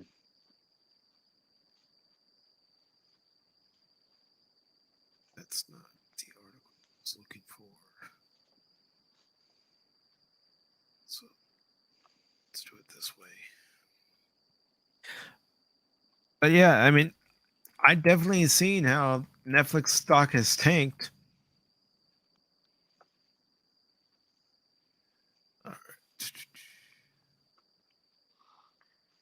Yeah, I mean, the problem is with Netflix, I think they've had their share of controversies, you know.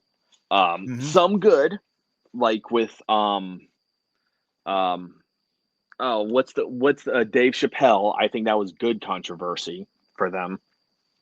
Because it brought a lot more people to want to watch it, but then they've had a lot of bad controversy, aka amongst a lot of the circles that you and I probably follow, binge model for their shows. And then they had the whole cuties thing, which that went for about a month and a half at least. Yep. Like the cuties thing went for a while. So Netflix has been very up and down with their base lately. You know? So I'm going to go ahead and share this article. Make sure I have it on the right one.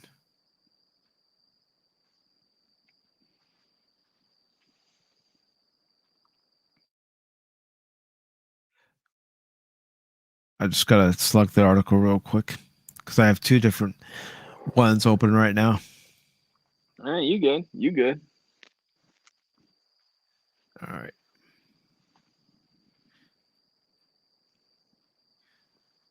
Yeah. Netflix Inc. stock falls Wednesday, underperforms for the market.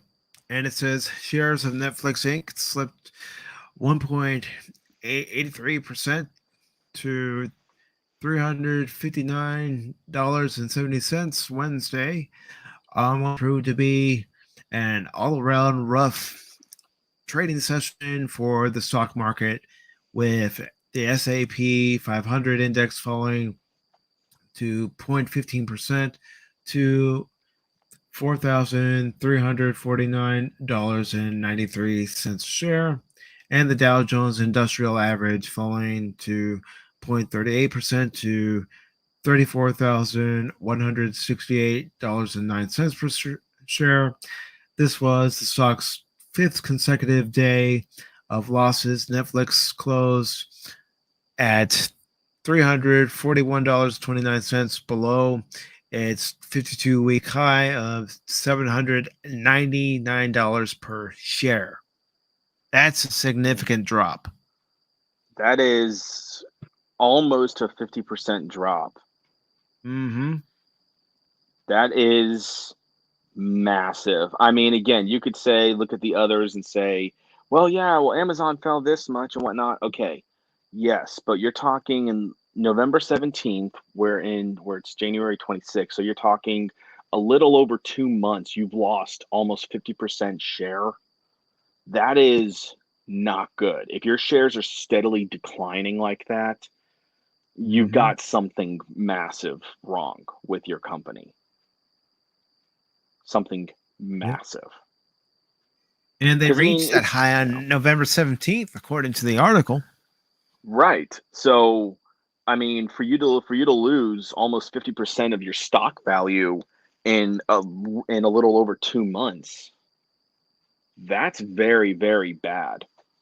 Like Netflix is I mean, and they lost how many subscribers was it? They lost however many million, was like 10 million subscribers or something like that. It was a good chunk.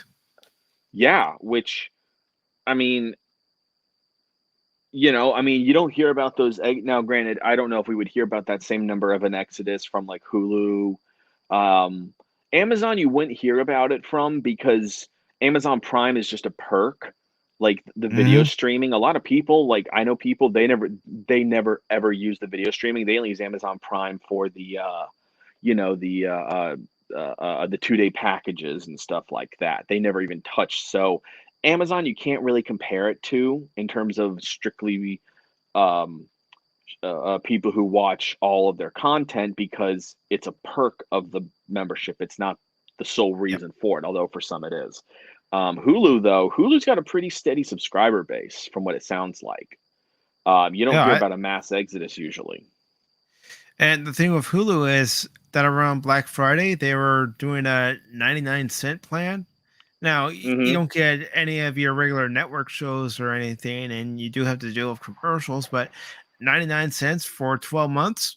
I signed up for that.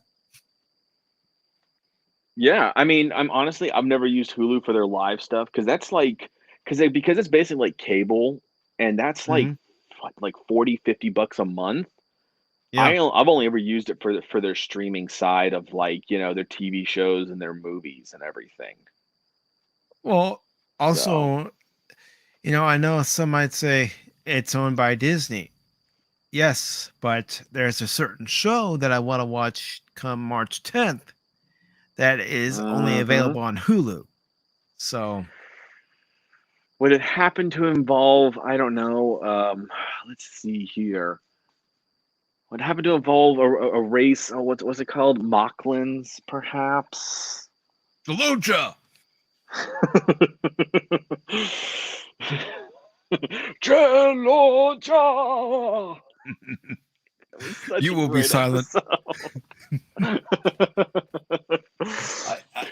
I could talk about the Orville all day. Oh god, that show is just there are certain shows I could talk about for a long period of time. Orville's Mhm. one. Attack on Titan I could just talk about for a long period of time. I know that's not everyone's favorite show, but Attack on Titan is an anime I could just talk about for hours probably.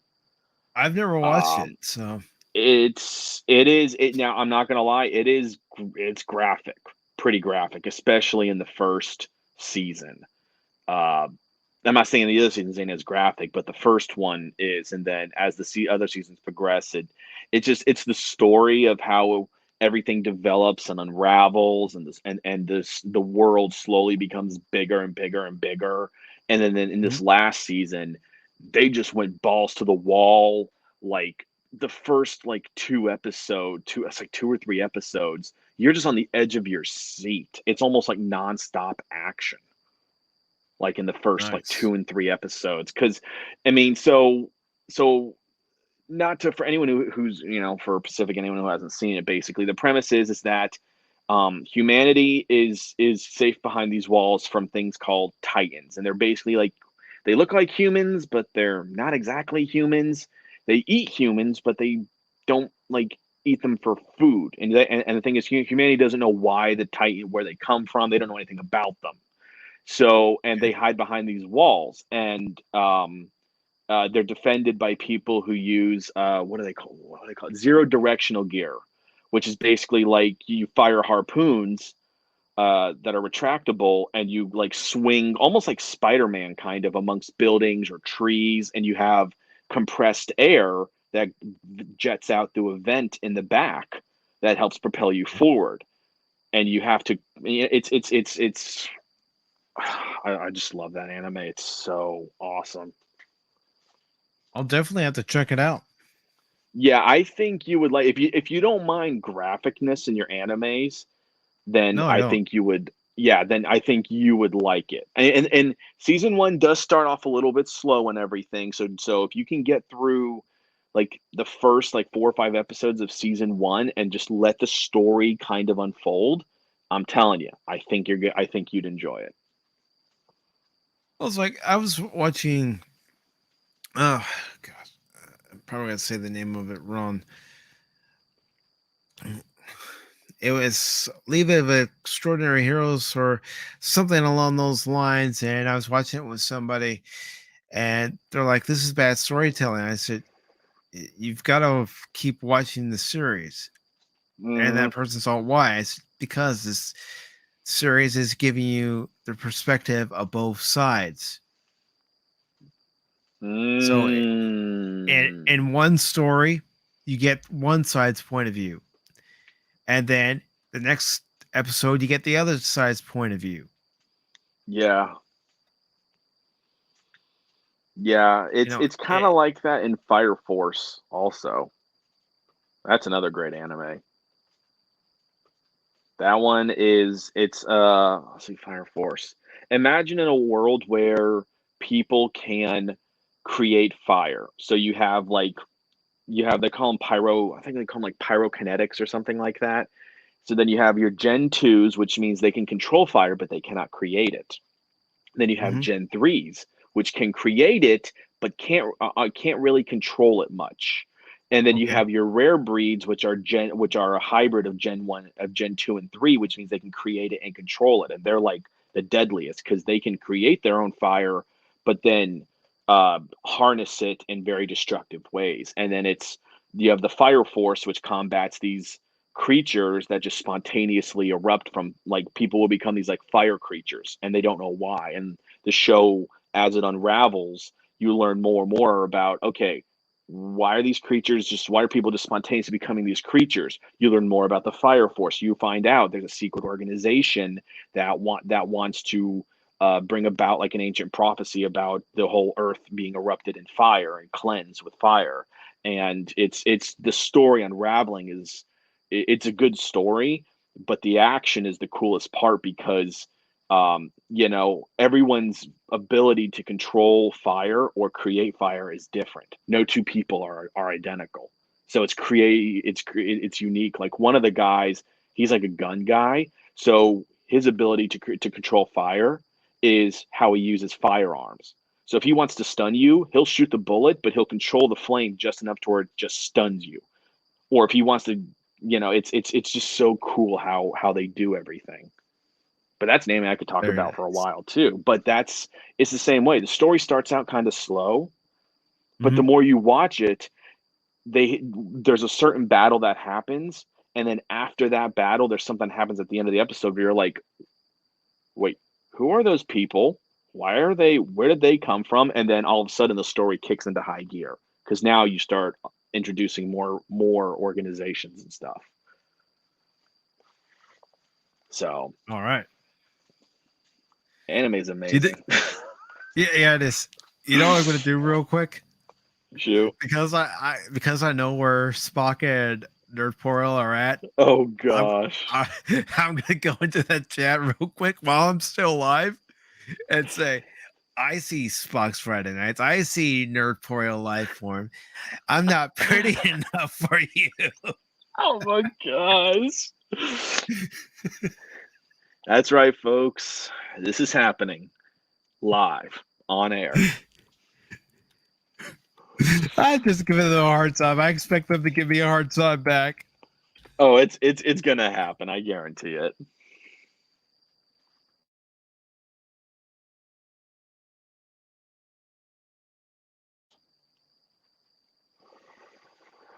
I'm gonna turn on the volume real quick just so I could hear their response.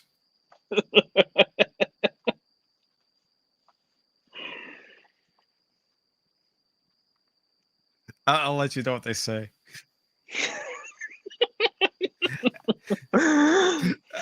Or what I could do is I could post the link in the private chat. I was gonna say, if there was a way you could even throw it up on here so we could listen and watch it live just to see the reaction. Because I know some people do that, but not everybody does. No, their portal said, I still have your stream up.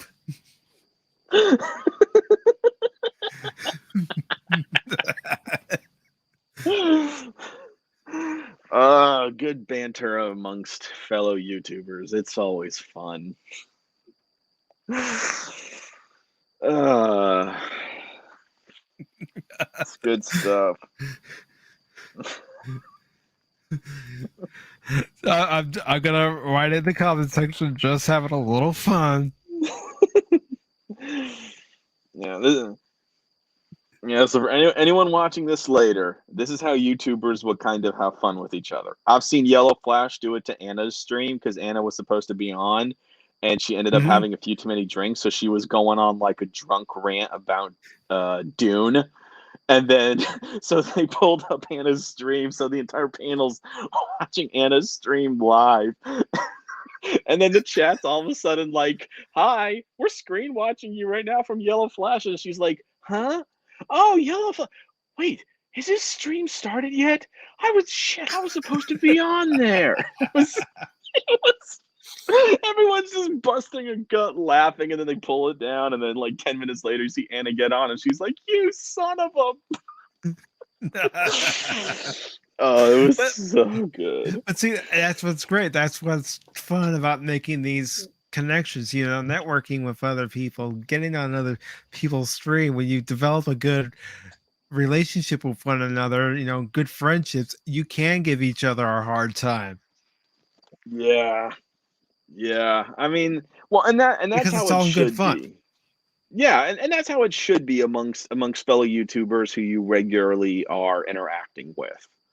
You should always be. It should always be in good fun. It should never be in anything malicious. If you got something malicious, take it into DMs. Take it into DMs Yeah. or phone calls or video chats, stuff like that. Don't bring it into the private eye.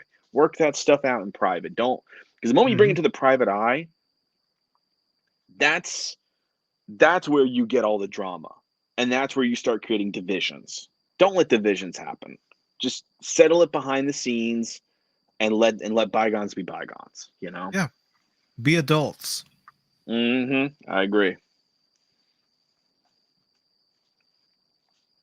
All right. So I'm going to bring up this next article here. Guess what movie is still doing gangbusters at the box office as far as Spider-Man. records are concerned? Yep. I actually just saw that Saturday, by the way. Okay. I want to hear your thoughts before I go into the article. Top 3 favorite Spider-Man movie. It's in my top 3. It was so good. It was so great. Seeing Andrew Garfield back. I feel like we got a slightly more matured Andrew Garfield Spider-Man. We saw a properly aged Tobey Maguire Spider-Man, like somebody who had been Spider-Man for a while, who had matured and everything. Um, Hmm. the story was a bit all over the place at times because there was just so much happening. Um, but I definitely liked how with some of the, because all the, well, I don't want to say spoilers because I don't know who's listening that hasn't seen it yet. So I'll try and stay away from spoilers. Um, but just seeing how the villains were brought back and they kind of expanded on them a little bit more, I liked. Um, I love that we got a goblin that was just mwah, so Wasn't amazing. wasn't William Defoe just awesome? Oh gosh, he was. I know that's He an was. understatement, but Oh, he, he was great. I mean, he ate up every scene he was in. oh, The he moment is he such.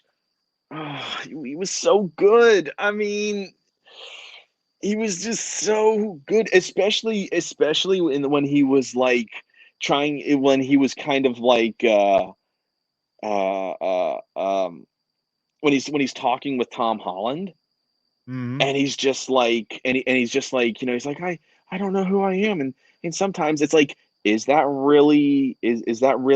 the Goblin like acting, or is this like you didn't know which side of the Goblin you were getting.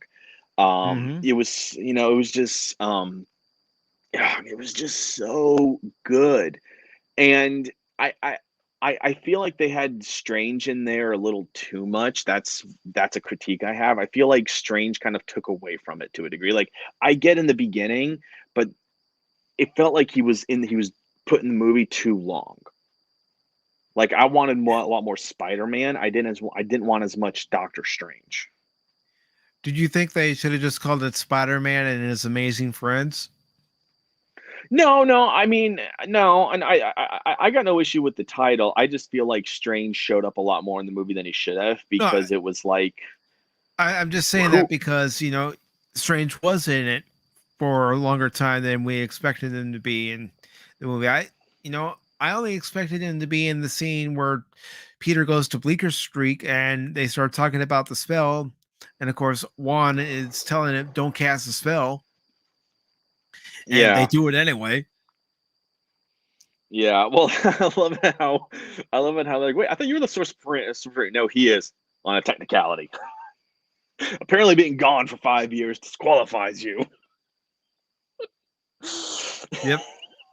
I got a chuckle out of that, but it was just so It was so good. And then especially when you see all three of them together, and then you see, and then when Tom Holland's like, you know, he's there and he's crying and he's like, I want to just rip him apart and everything. And then you see Andrew Garfield and Tobey Maguire, they're like, no. Like they each, like you could see they each had enough experience and they carried it. Like they didn't just act it, they carried it. Like you felt it when they spoke. And then even when you see Holland and Goblin in their final fight, and you see the look Yes. that the two give each other as they're seeing Holland, you know, and the Goblin fighting, like that look they give each other, and they're like, "We got to do something now." Like it was just they knew that if Well, they didn't intervene, what would have happened? when Toby's Spider-Man intervened, and the look on his face was like, "You don't want to do this." Yeah, yeah. Because remember what Holland said, sorry, not Garfield. Remember what he said? He's like, I went to a dark place. I stopped pulling my punches, which basically, without him saying it, basically means I stopped controlling myself and I just started killing. Because that's the thing, Spider-Man is strong enough where he can kill a lot of, even some of his foes, he can kill them. Like he is that good. And whatnot. So basically, what Garfield's Spider-Man basically said was, "Yeah, I basically in my fights, I didn't hold back. I started killing." Yeah, and Without his actually Spider-Man saying it. his Spider-Man also had a redemption, Oh, saving I MJ. know. Oh, that was again. Everything was so good, and then even when you see MJ and Hollins, and then you see Toby telling Andrew, like, "Do you have anybody?" He's like, "No, no," and he's like, he's like, "You?" He's like, "Yeah, I got, my MJ. It was rough and everything, but we made it work and everything and whatnot." And I was telling, I can't remember who I was telling, but I said I want to see a Toby Spider-Man movie where Toby and you bring back Kirsten as MJ, they're married, and he's a much more veteran Spider-Man, much more seasoned. They've been married for X amount of years, and maybe even have a kid or two, kind of, and just see what that Spider-Man looks like a Toby Spider-Man who's been, Spider-Man for 20 plus years, and what that looks like. Because you felt that with Tobey Maguire. You felt that he was like a very much a veteran of being Spider-Man. He carried a weight with him, and I mean that in a good way. It was just so good. You know what scene I really liked was when they were at Ned's place, and they even asked Toby's Spider-Man, "Do you have your suit?" And all he does is pull down the collar of his shirt, and there you see his suit. Yep. He's like, wait, don't you have your suit? He just looks, because it was Andrew Garfield. I think it was Andrew Garfield. He's like, "Don't you have your suit?" And then and then Toby looks at him and just pulls down his shirt just a little bit, and he's like, "Oh, okay." He's just like, "Oh, okay." And then when they're asking Toby about his web slinger, so how does that work? He's like, "Don't you ever get a blockage or?" Which I was like, "No. I honestly, I don't even want to try." It was just kind of like it's kind of like locker room talk, kind of, with guys. But for other things, it was kind of like that with the web slingers and Toby. It was just like one of those things where a dude could probably relate to that scene very well. Yeah, I related to it. I related to it. It was just so But funny. I mean, what was also nice about seeing Toby and Andrew Garfield is the fact that they slipped back into their roles so easily. It's like they never left them. Well, did you see, was it Andrew Garfield put out a statement or something that he is so grateful to the Spider-Man fandom for welcoming him back with open arms and accepting him as Spider-Man again? And I feel like in a way he got knocked very heavily for his Spider-Man movies. I don't blame Andrew Garfield for his two Spider-Man movies. I feel like it was bad directing and bad leadership, and he did the best he could with what he was given. You know who you can blame for one of those movies? Who? The current man in charge of all things Star Trek. Oh, Kurtzman? Yes, he was part Oh, of the Amazing Spider-Man 2. no wonder why that movie felt like a disaster. No wonder. I mean, yeah, no. The Amazing Spider-Man was not a bad movie at all. It wasn't, I don't think, the best Spider-Man, but it wasn't a bad one.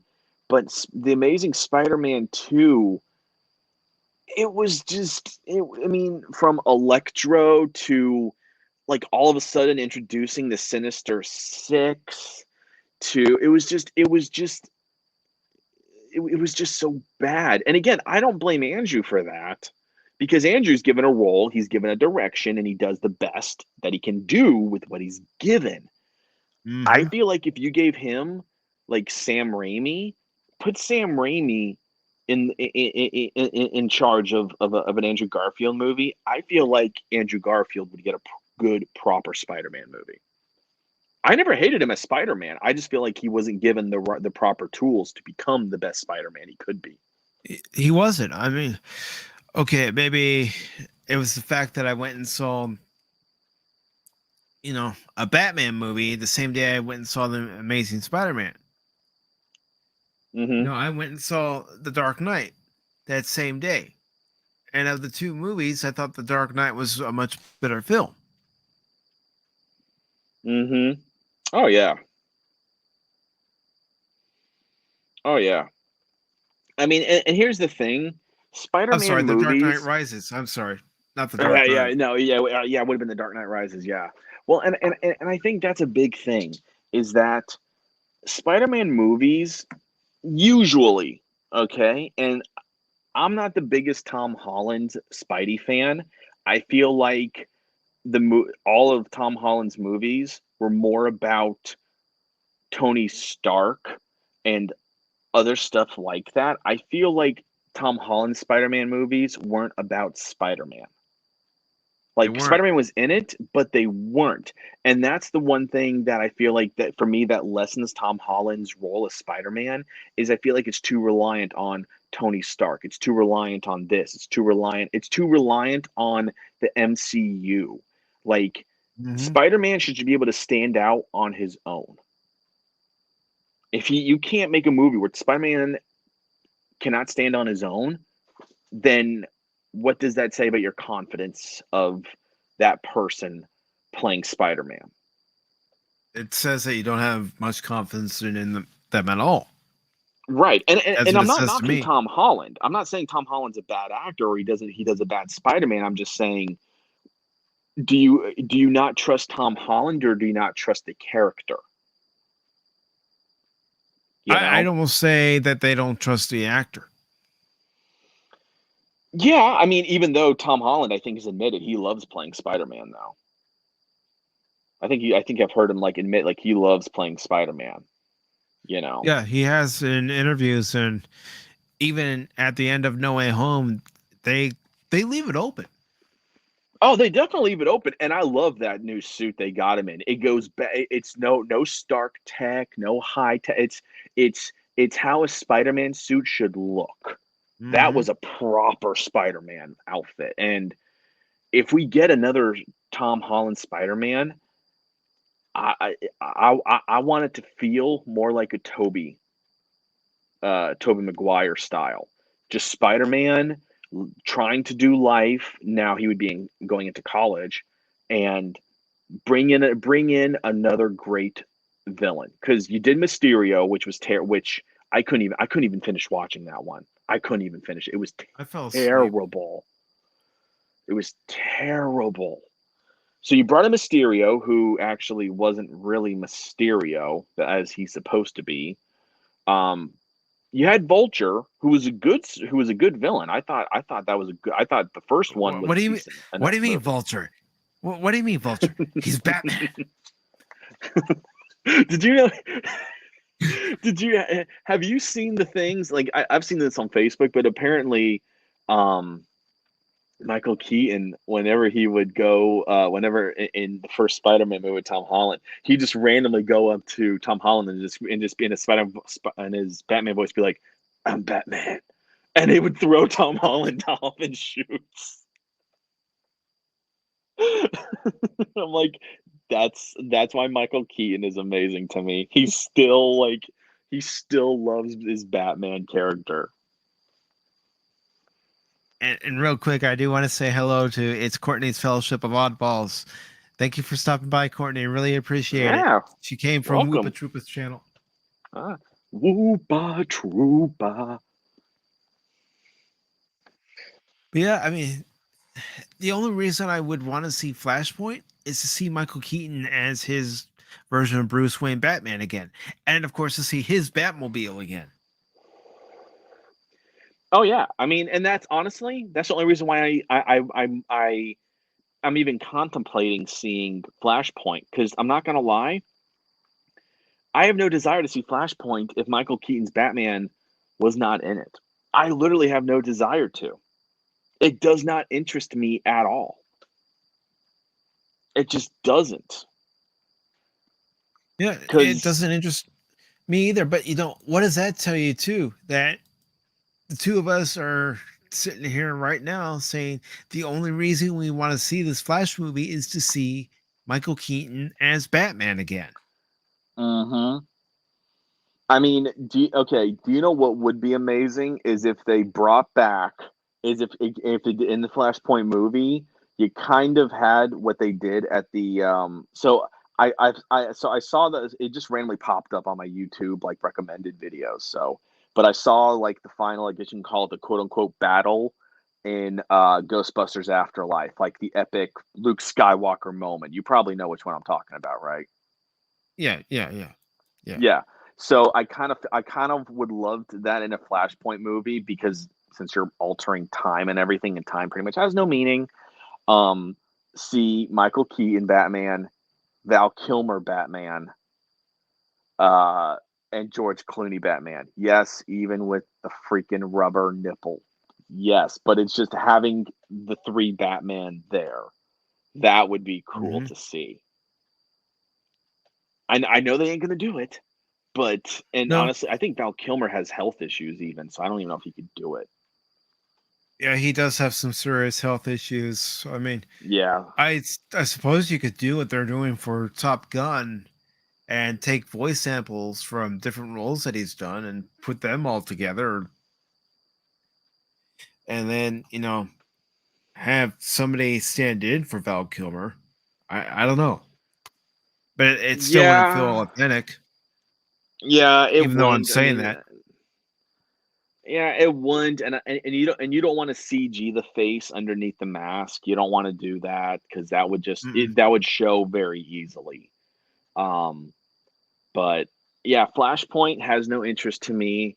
The way that and that's the problem, I think, is that I feel like with the DCEU, they have so much potential, but they don't have any direction. At least with the MCU, as convoluted as it is, and as much as we don't like certain things about the MCU, at least there is somewhat of a direction that they are trying to go, at least.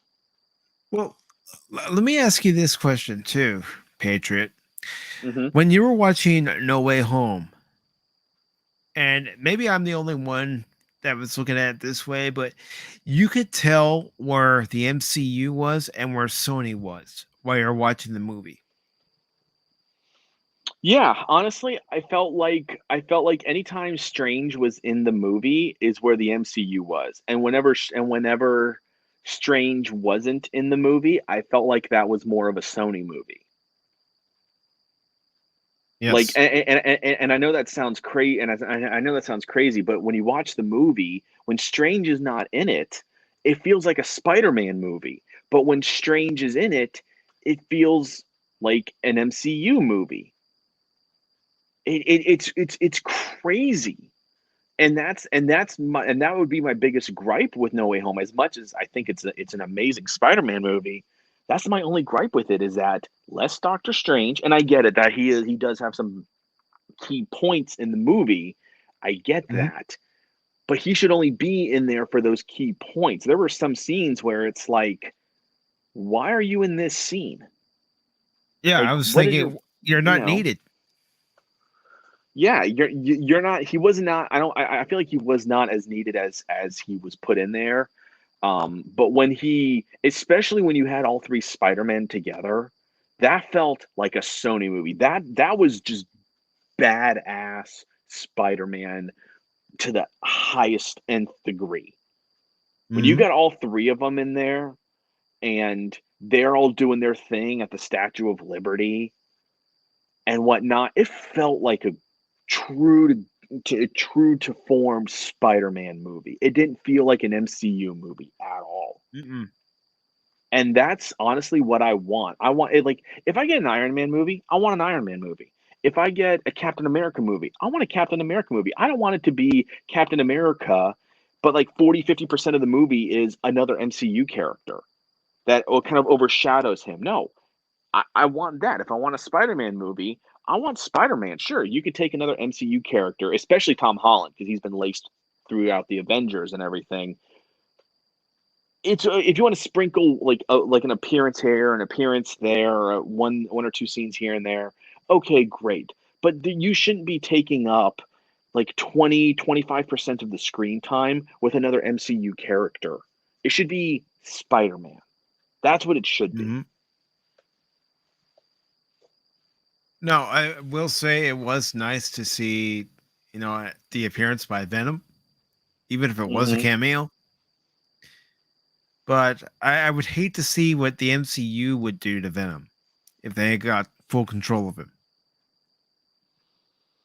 I mean, let's hope they get full control of it over the next one, because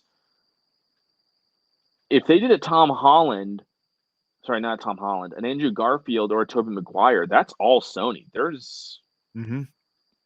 like you can because remember they're like, wait, who are the Avengers? So you can't bring in another MCU character into a Andrew Garfield or a Tobey Maguire because we have not seen any other MCU characters in either one of their, I guess you can call it, universes. Hmm. So And real quick, sorry to interrupt, but we do have a no, you're question good. from Fellowship of Oddballs. Where are we all located? Well, we're on the East Coast of the United States. I keep my identity secret, so that way my opponents are always guessing.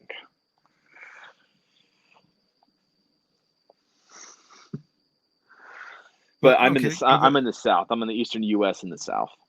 well, yeah, it's me too, but Southeast. Yeah, same here.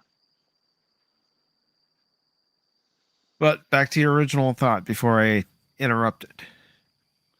Um, what was it? Oh yeah, and honestly, that's what I want. I wanted to see like an Andrew Garfield 3 Spider-Man 3 or a Toby 4. Preferably both, but if I had to choose, I'd love to see an Andrew Garfield 3 because I feel like he needs a bit of redemption, and since he got such a nice, sweet bit of redemption in No Way Home, I want to see that continue. We know Tobey Maguire; he's still Spider-Man. He's still doing his thing. They've obviously they made it known that he hasn't retired as Spider-Man in his universe. So my only thing, I feel like Andrew could pull off Spider-Man better than Toby could because of the age.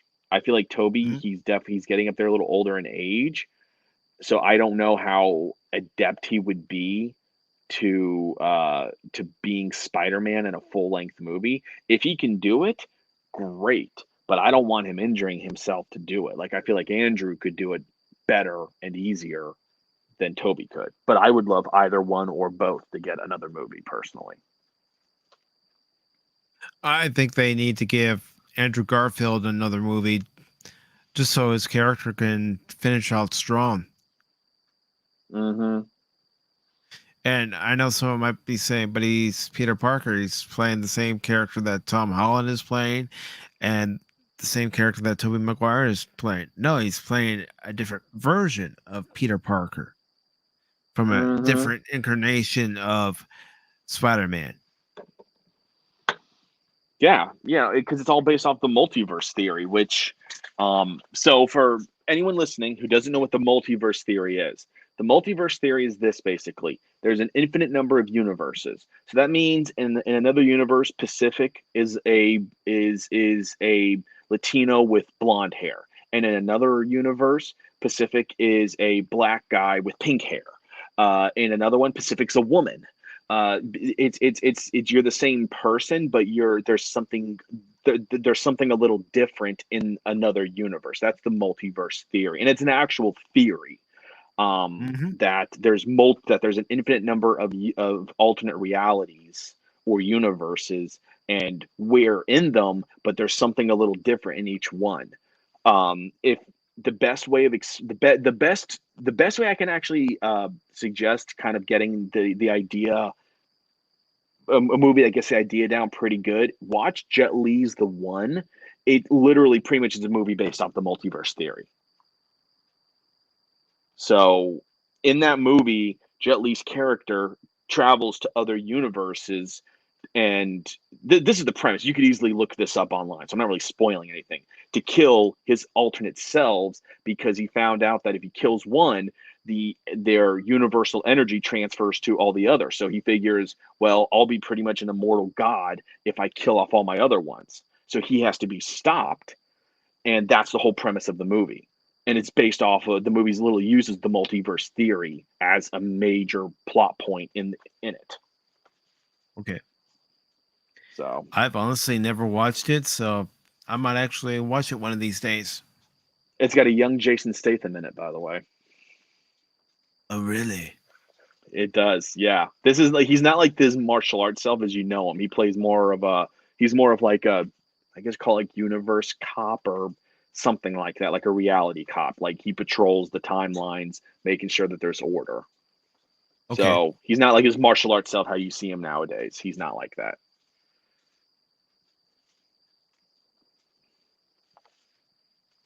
All right. So after that, we're going to be talking about how box office Spider-Man swings past Jurassic World, Lion King on all-time global list.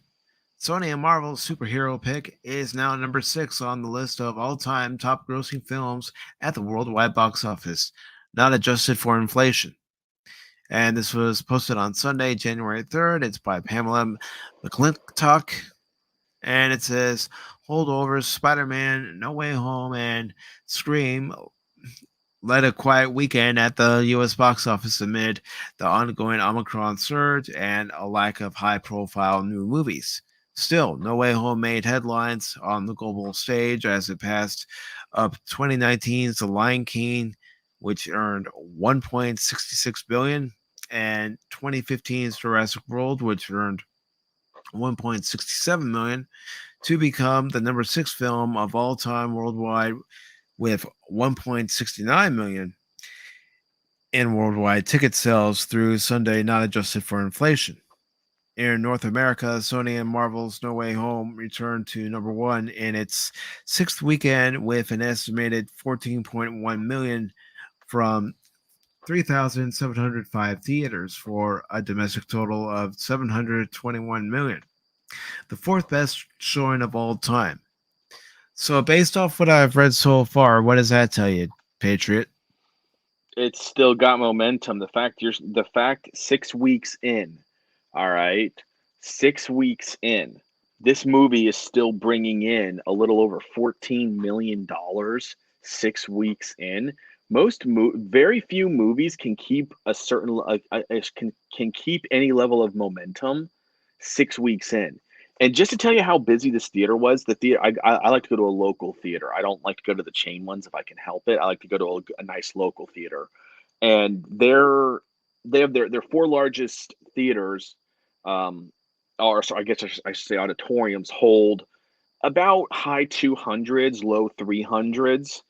I was in one of the larger ones for Spider-Man. It was about halfway full, and this was for a 1 o'clock showing. So middle of a Saturday and whatnot. This is not the busiest time for them. The theater was about halfway sold out. So I'd say it was about between 50 and 60% sold at 1 p.m. on a Saturday, which is usually, and somebody who's worked in a movie theater, you can get busy, but that doesn't mean you're going to be slammed. And the fact it's a theater of almost 300 seats, it has about half of them sold 6 weeks in.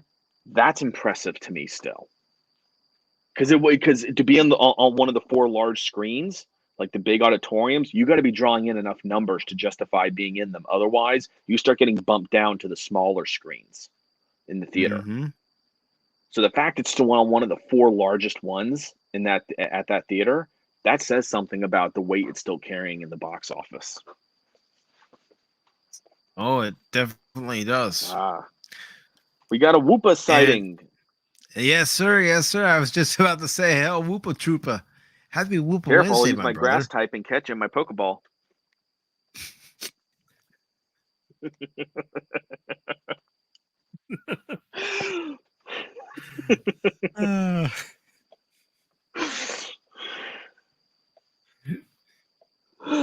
I'm sorry. I've got nothing. I've got nothing to say. I've got nothing to say. I got nothing, folks. How do I follow that one up? You just keep going forward, unless you know anything about Pokemon and like elemental counters and everything like that. Then just keep going forward. Whoopa and anyone else in the chat, this may make you gasp. It may make you on Twitter. I don't know. But I've never played a Pokemon game in my life. Nobody puts Whoopa in a Pokeball. Well, nobody puts baby in a corner. Nobody puts Whoopa in a Pokeball. Well, Whoopa, don't get too high a level, otherwise you're gonna have to stop yourself from vibing into Whoopa Fett.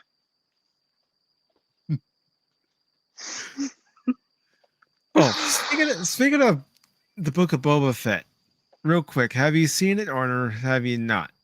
I'm honestly, I'm gonna do probably what Anna, because Anna, that Star Wars girl, hasn't seen it yet. She's waiting for all the episodes to come out and do a binge.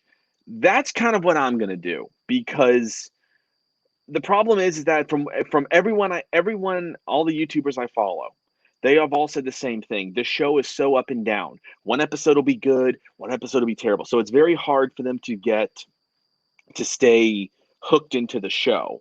So for me, I'm just going to wait till all, 7 or 8 episodes come out. I believe it's 7. I think it's 7. I'm gonna wait till all 7 come out, and I'm just gonna do a straight binge. Just take a day and just straight binge it. And then, because that way I can have an entire story like done for me, and I can have a lot more commentary right now. Okay. I did hear that this episode was very different. This episode 5.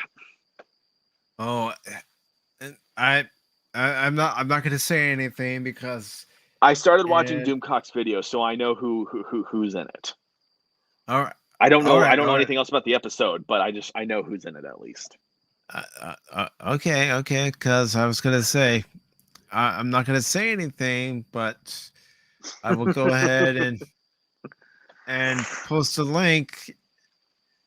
And if you, I mean, I'm sorry, brother, it does contain spoilers, but in less than 10 minutes, my review of today's episode will be premiering, and this is the fastest video I've ever edited.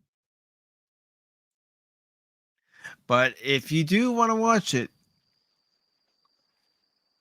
is that good or bad that this is the fastest video you've had to edit? Well, I want you, the audience, to tell me if I should take I might watch it. I might watch it. If I should take my time or yeah, because my next day off isn't until Sunday. yeah. So I might. Well, and the problem is that you got two great NFL games on Sunday. So it's like, do I watch Book of Boba Fett or do I watch divisional playoffs to see who's going to the Super Bowl? I can always watch the Book of Boba Fett on another day off. I don't get. I get. I'm getting. You know. I'm taking my NFL on Sunday. I don't blame you, especially you being a big football fan. I used to be a football fan until the Chargers left San Diego for LA. I mean, I realized they originally played in LA, but that was only for one season. I'm a Dolphins fan, so I mean, my reason for watching the NFL died a long time ago because the Dolphins haven't done anything spectacular in a very long time. So, yeah.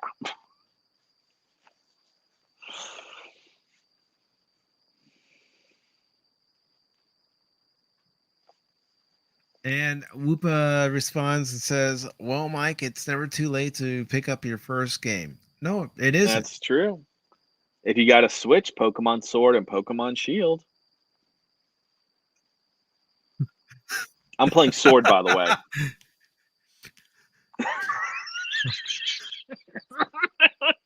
You see what I'm laughing at, don't you?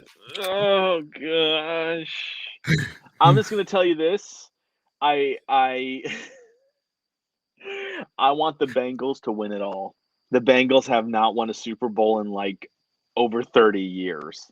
Since I've been born, actually, I think, since they have not even made it to the Super Bowl. So the Bengals are due for a Super Bowl. I'm just gonna say that right now. And in case somebody says, "Oh, you shouldn't have put that on screen," as you know, before each and every video, whether I curse in it or not, I do have the disclaimers giving you the warning. So you had your warning. And it's almost 11 o'clock on the East Coast. So, yep.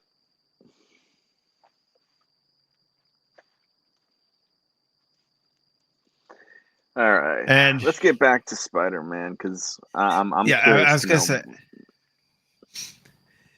See, you're reading my mind. You've only known me for a short time, but you're able to read my mind when I'm ready to get back on track.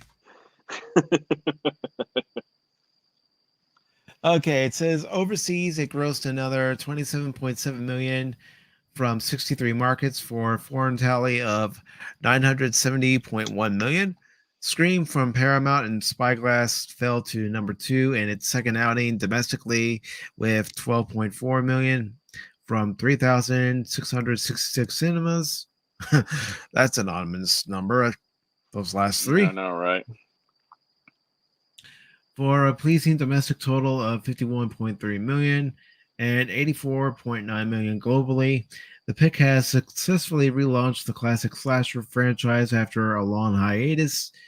Universal and Illumination's Scene 2 also stayed high up on the chart in its fifth weekend, placing third with 5.7 million from 3,434 locations for a domestic cume of 128.4 million.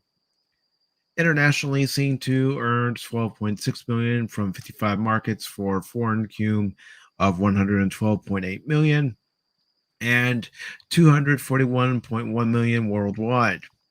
The new Christian Western romance drama Redeeming Love released nationwide in 1,903 theaters with little fanfare, placed fourth domestically with 3.7 million. The movie, directed by DJ Caruso, is produced by Pinnacle Peak Pictures and Mission Pictures and distributed by Universal. Redeeming Love is set against the backdrop of the California Gold Rush, did best in the South.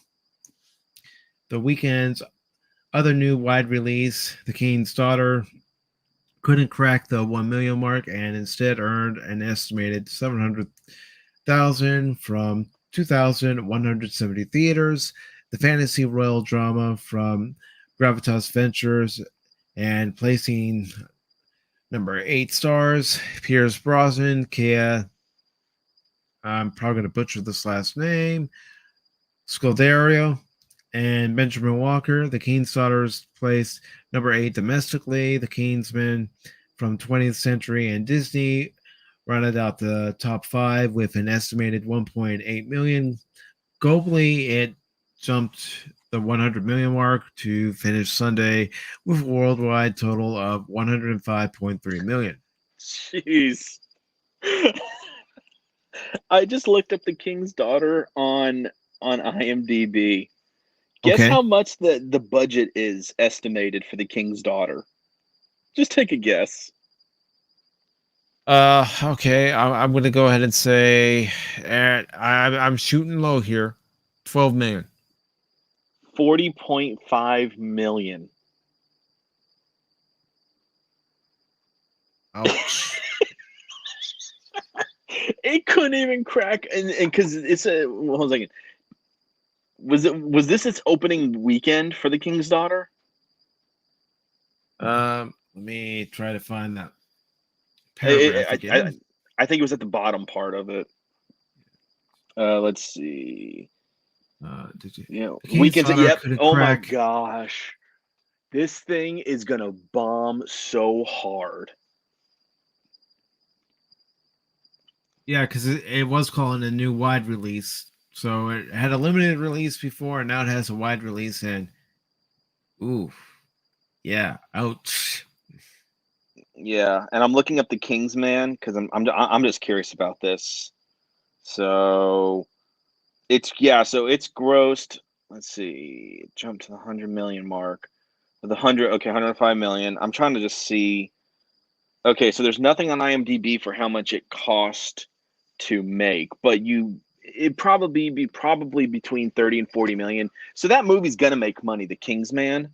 It's gonna bring a profit, but it probably won't be like a mind-blowing profit, but it's probably gonna bring something in. And considering that movie's been out for a month, it opened December 22nd of last year, and it brought in how much this weekend? Did it 1 say? million. 1 It million. brought in 1 million. Yeah. So I mean, Yeah. it's the third movie in the franchise. It's more of an origin story. I want to see it. I've heard it's good. I want to see it. I don't know if I'll get to it before it leaves theaters, but I mean, it's with a worldwide gross of almost 106 million. Yeah, I mean, it's probably going to make a profit. How much? I don't know because they don't have what the estimated budget is here. So. And to answer your question, Whoopa, American Underdog for this weekend made $1,177,357 and currently has a total gross of $23,085,105. Oh yeah, that's about the story of Kurt Warner. Yeah, the thing is I hardly heard any advertisement for that movie. I only saw one advertisement for it. I didn't see One. any. The only way I knew about it is one or two. I saw somewhere on, it was on Instagram or Facebook.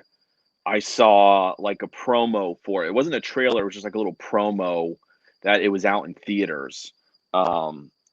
And yeah, so I don't know what the budget is for that, but it's grossed a little over 23 million. So I don't know if that movie's going to make a profit because, again, on IMDb it doesn't say what the estimated budget is, but it can't be a massive budget. Before IMDb took over Box Office Mojo used to show you the film's budget. Yeah, because it's got Zachary Levi is Kurt Warner in the movie. I like Zachary Levi. Interesting. He's a good actor. It's got Dennis Quaid. It's got Adam Baldwin. It's got some big names in here actually. Dennis Quaid, Bruce McGill, Adam Baldwin, Anna Paquin. So it's actually got a decent cast in it. I might have to actually watch that at some point. And Whoopa was saying that that's terrible, and he wished he did more. He wants to go see it because he's a St. Louis fan, and the Rams were in St. Louis during Warner's career, and now, of Mm-hmm. course, they're back in LA. And LA. I hate that city. I hate it with a passion.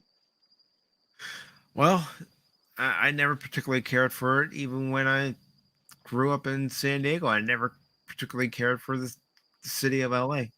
I just didn't like it up there. I never felt safe up there.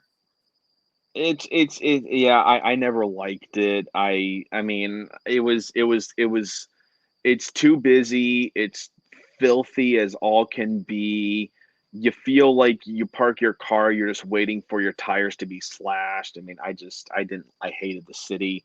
The only reason why I like the movie Battle Los Angeles is because I love the military, and to see the military going Black Hawk Down style against an alien invasion, like guerrilla style throughout the streets of LA, that's pretty badass.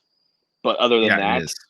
that's the only I mean, it's not because I like LA. It's like, oh, they're in LA. No, honestly, you could put that in the middle of nowhere. I'd still watch it. It just happens to be set in LA.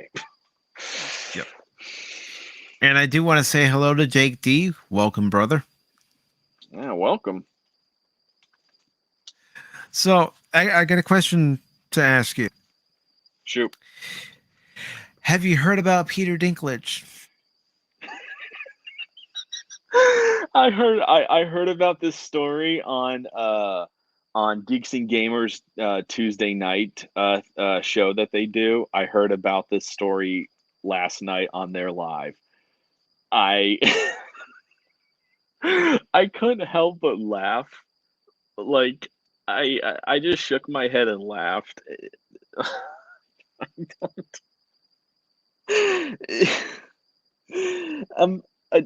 He's upset because they're gonna have like dwarves, like Peter Dinklage, or where they, little people, whatever terminology you want to use, Mm-hmm. in a movie where it's literally about Snow White who comes across 7 dwarfs.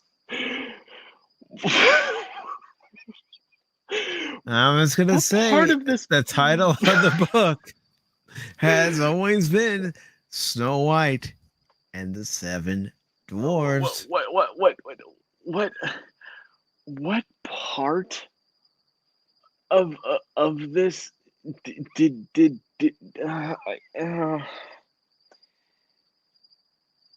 do you know what the thing is? They've done 2 live action movies about Snow White. They did that more, I guess you call it family friendly one with Mm-hmm. Julia Roberts as like the evil like witch, and then they did the very dark one with Charlize Theron as the evil witch. Mm-hmm. Like they've already done two very radically different takes on the Snow White story. You don't need to make another one because this is just going to be a movie where they're going to go super woke and they're going to put all of this SJW woke snowflake BS into it, and it's going to destroy it. It's going to Well, destroy it. the saying is true. Once you go broke, you'll always go broke. I thought Okay, the saying was once maybe you go woke, you go broke. So maybe I'm coining my own take on that saying, but hey, you can't blame a guy for trying. No, I can't fault you there. I can't fault you there one bit. I mean, this movie does not need to be made. Peter Dinklage is ragging on something that didn't need to be ragged on at all. This story should never have existed because this movie should never have existed. This is just Disney showing we are out of ideas. So we're going to make a live action of a classic cartoon because because we can't come up with anything good anymore. Mm-hmm. That cow can't sustain itself. It can't. You can't keep milking this cow of going to your old animated classics and making them into live actions. No, they You can't. And can't. they, like everyone else in Hollywood, can't come up with their own original concepts for an original idea, an original story. It's let's recycle this story, let's recycle that story. I mean, Lord of the Rings is a perfect example. Did you see that teaser trailer that they released last week? That's a Oh, I joke. saw it. I mean, That's a joke. it's not even a teaser. It's I don't even know what to call it. I don't even know what to call it because it wasn't a trailer. We got no actual footage. We got nothing. So, like, for the most expensive series ever to be made, you'd think that they would have some actual footage, even if it was only like 10 seconds of actual footage from it. You'd think we could have gotten that at the end, maybe something to really wet our whistle with, something to really get fans possibly psyched over. But all you could give us was this. Wow. Just Nerd, I hope you're joking. I really hope you're joking. You're gonna cover each episode each week of Lord of the Rings. Why are you gonna put yourself through agony? Nerdporial, take it from somebody who did that with seasons 1 through 3 of Discovery and season 1 of Picard. Save your brain cells. Okay? Save your brain cells. All right? Don't make my mistake. Don't make my mistake. Or if you do it, you better wear a helmet like Doomcock. You're gonna need it. Or drink a lot. That's how I got through Picard. I drank through every episode. I'm not encouraging alcoholism. I want that to be known. I didn't drink through every episode, but I knew after I saw all 10 episodes of Picard and all the episodes of season 3 of Discovery, I didn't want anymore. I need to save my brain cells. I mean, I'm not gonna lie. I actually want to see season 2 of Picard, and for this sole reason, I want to see the insanity that's gonna ensue. Because not only are they bringing in Q and Guinan, you're going to an alternate federation, not the mirror universe, by the way. You're going to another timeline now. So we're going into another timeline of the Federation, and then they're going back to the year 2024 for some reason. So it's going to be pure insanity. If you thought the crew was out of place, the crew of the Enterprise was out of place in Star Trek 4, you ain't seen nothing yet. Because this is Very true. 2024, not the 80, what was it, the 8, yeah, I think it was like the 80s, like the latter end of the latter part of the Cold War, where it actually made sense. You know, Chekhov being a Russian, asking about nuclear vessels and everything like that. That made a lot more sense. Everyone kind of feeling very out of place. This is Picard. It's just going to be every episode. You're just going to be like, It's going to be a train wreck every episode. honestly, I might want to watch it just to get laughs out of it, because that's all I'm going to be doing is laughing. Like, oh my god, like you went there, you did that. Holy crap, how stupid are you people? Like, I feel like it's going to be a comedy than anything else. Here's the first meeting between Guinan and Picard in however many years. Oh, Guinan, I'm so sorry for keeping you in 10 forward all those years and not letting you on the bridge. You know, the only time we ever saw Guinan on the bridge was in yesterday's Enterprise, to my knowledge, at least. Yeah. Yep, where she goes into Picard's ready room. Yep. Yeah. No, she went into they went into the observation lounge. I'm sorry. Yeah, I mean, it was, and so it just this is just so stupid. Do you want to know the funny thing is from some of the people, some of the YouTubers I follow, when they're on about that, they're like, "Oh my gosh, there's 2 Nova classes. There's a Steam Runner class. Look at how good they look and everything." That is some of the hype that I'm seeing. Is they're amazed about ships that are in DS9 or in Shonen First Contact. They're psyched about how good those ships look. Even though they're only going to be in it for maybe like 10, 15 seconds, probably. Now, here's my question. The other day, you had asked me if I wanted to talk about the trailer for Picard season 2, Yes. and I had told you I wasn't gonna make a video to put on my channel for season 2. Is that still going on? No, because I picked my management stuff happened, so I'm ending up I picked up a shift for Saturday, so Okay. I'm gonna be pretty wiped on Saturday. So it's not gonna happen. So I don't, and by that time it's probably, and if I do it any later, it's not gonna make sense to do the trailer breakdown. It's gonna be too late for it to be of any relevance, I feel like.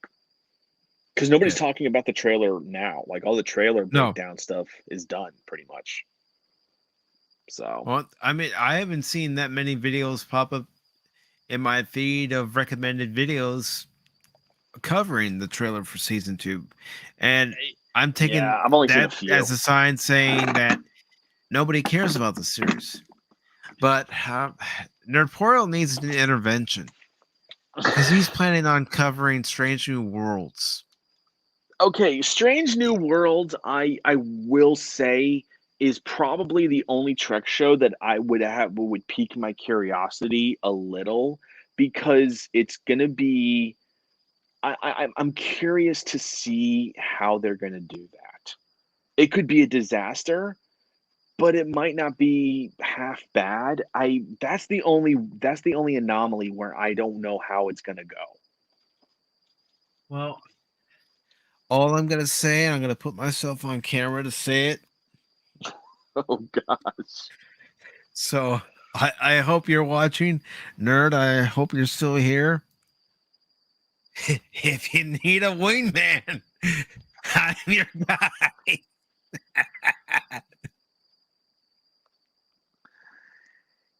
Well, the thing is, I don't have Just my saying. Paramount Plus. I don't have my Paramount. Or not. Well, not Paramount. It was my CBS All Access anymore. I ended that because Yeah, I but dude, I had to. did you see the stream? Did you see what I have in my hand?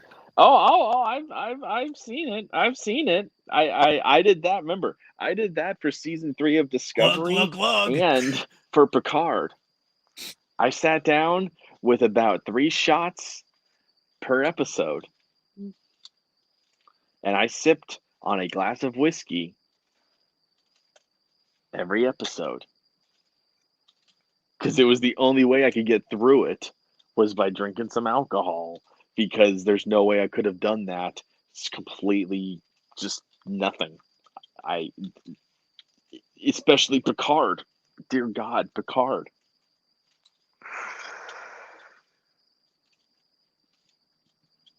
Oh yeah, Akiva Goldsman's gonna totally Mhm. just F it up so badly. You know, I mean, it's Strange New Worlds is gonna be the problem with Strange New Worlds. I foresee happening is they're gonna crap all over Pike, Mhm. which then craps on Kirk, because remember, a lot, because some of the crew, like the crew carries over from Pike to Kirk. So if you're crapping on Pike and the crew, especially Spock, I feel like they're going to crap on Spock to a degree. Um, they're going to you're going to end up crapping on Kirk, and I feel like Strange New Worlds, whenever they're done with that series, it's going to end with Kirk taking over the Enterprise, most likely, because that's the only logical step after that. And I pray to God they don't do try and do an original series take and do their own version of an original series with Kirk in command of the Enterprise. They better not. They better leave the original series alone. Well, I mean, they've already effed with the original series in Discovery, though, because that Federation is not the Federation that we know in the original series. Nope. This is I mean, again, like I've said, this is an entirely different timeline. This is not the original series timeline. This is another timeline. I was going to say the Star Trek that we knew was from 1966 to 2005. This is not the same Star Trek that we're getting now. Despite what other people say, it is not the same Star Trek. It does not have the same moral values that the shows produced from 66 to 2005 had. Moral and ethical values. Yep.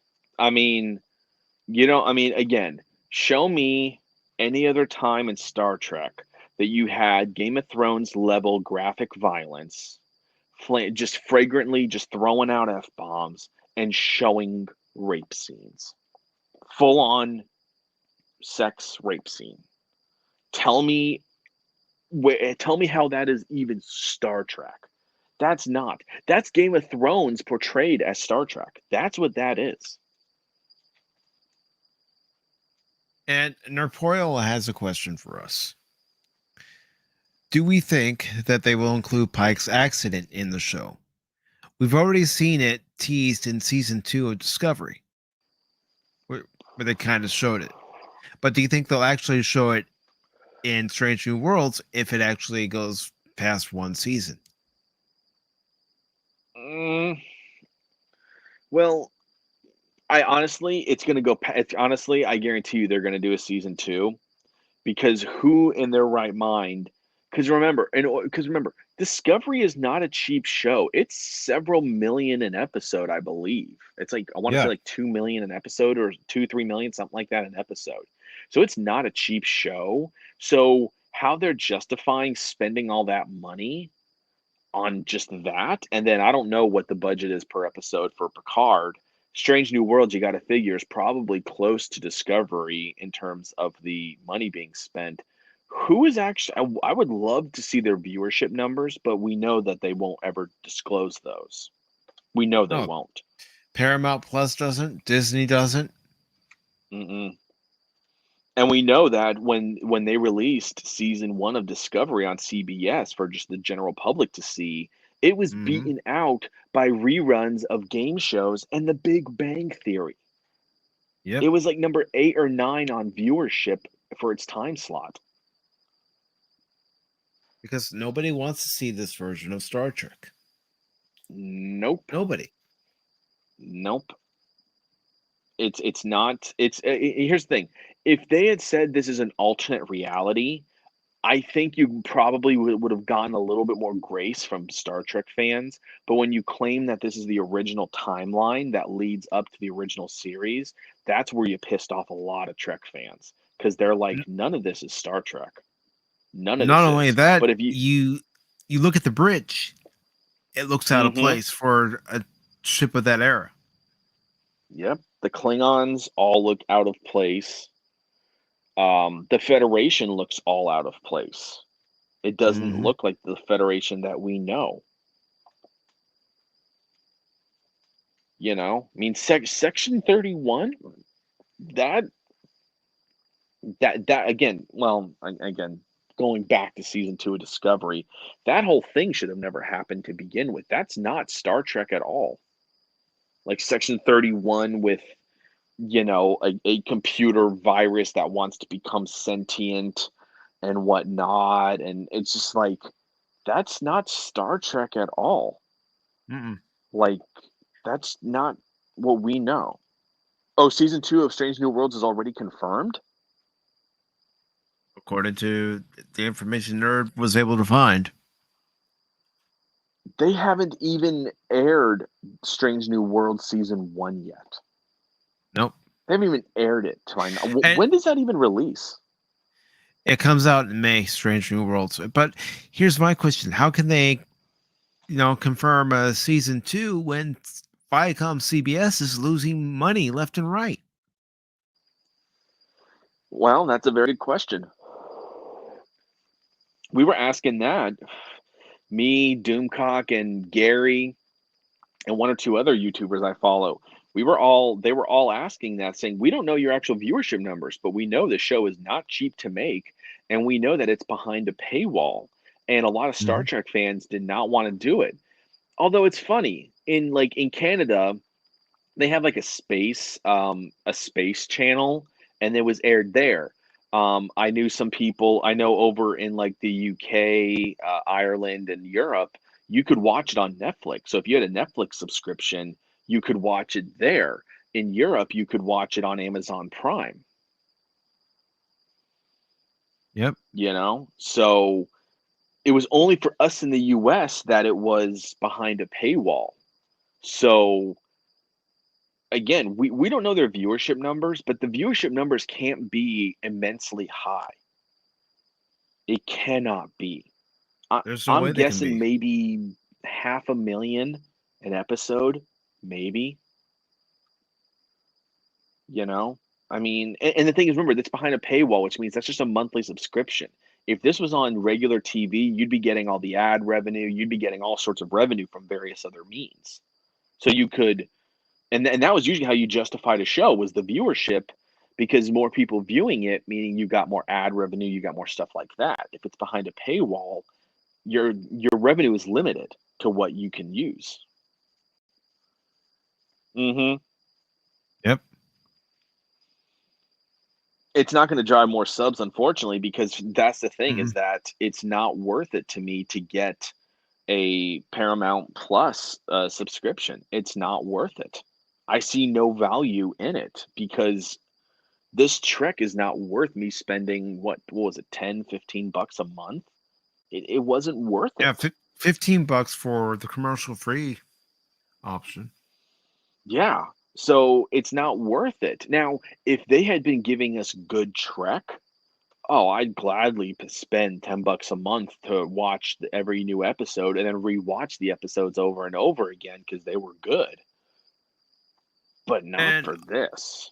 here's another thing. Why would Star Trek fans even want to pay $15 a month to watch all the series when most Star Trek fans, at least by now, have the original series, Next Gen, Deep Space Nine, Voyager, Enterprise, the animated series in their collections already, whether it's DVD or Mm-hmm. Blu-ray? Yep. Yep. And the thing is, there's no merchandising going on. Because when you had all the shows, even Enterprise had merchandising. Was it on the same level as previous series? It wasn't, but I do remember there were, toy props. You could find actual merchandise for Enterprise around the internet and in nerd shops and stuff, places like that. Mm-hmm. There's no merchandising for any of this, whether it be Picard, Discovery, Lower Decks, Prodigy, soon to be Strange New Worlds. There's not a hint of, the only merchandising is through Eagle Moss. And even then, And Eagle Moss is not the most widely known. And earlier tonight, I was talking about a story about Playmates Toys, how they're Mm-hmm. releasing Star Trek action figures again. And, the ships, they're only Right. releasing 2 Discovery figures, one of them being Mikey Spock and the other being Saru. And then the rest are the the Wrath of Khan version, sorry, of Spock and Kirk and also Khan. And then they're releasing Picard, Riker, and Data. Along with the original series Enterprise, they're going to be releasing a phaser toy as well from the original series, from their original line. Anything that's a reproduction of their original line will have the original packaging from that line. Anything of current Trek will say Star Trek Universe. Yeah. That's the thing, is that Trek, here's the thing, if Trek wanted to go down all these alternate timeline routes, like if they said Discovery was its own timeline, okay, it might be crap, but at least it's isolated to its own timeline. Just like you can hate on the JJ movies all you want, at least they are in their own timeline. They are not, Mm-hmm. that's not original series. It's a play off of the original series, but it's in its own timeline, you know? So I can give credit where credit is due there to where it doesn't screw with any of the other series that we know of. Those three movies are in their own timeline. So I give props and credit for that to where they isolate it to that. Discovery should be the same thing. Discovery should be in its own timeline. Picard Mm-hmm. should be in its own timeline because if some of those ships that they use, those are just if you look at the shuttlecraft, that's Discovery era shuttlecraft, Yep. literally. Which why you'd be They using a just design recycled. that's you know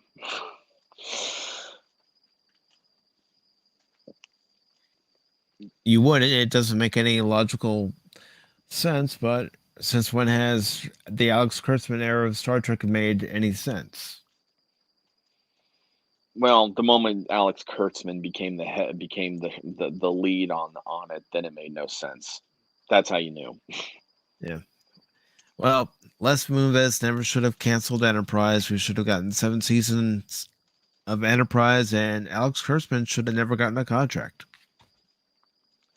Yep. And even In if the my JJ opinion. movies happened, then they happen, but at least we would have known that again, it's its own separate thing and we probably would have had more Trek series potentially coming out. Good, hopefully Mhm. good ones. So, All screw right, you moon so guys. now let's get back to Peter Dinklage.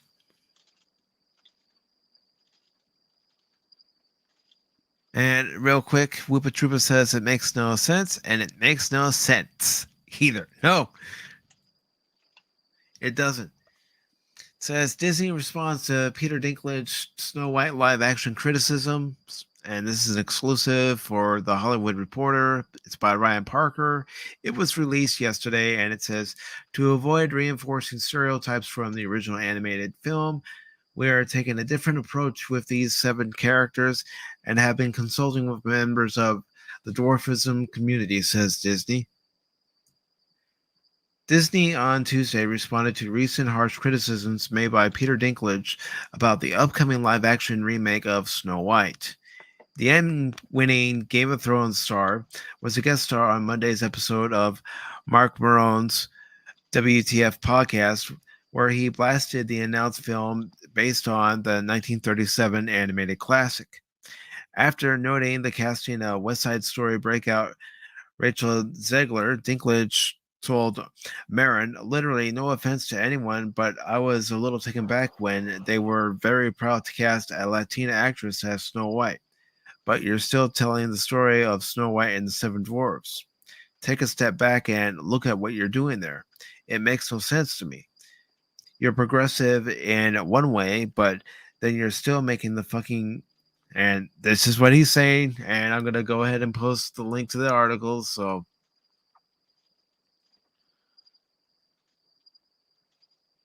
there we go. And then I'll get back to where I was.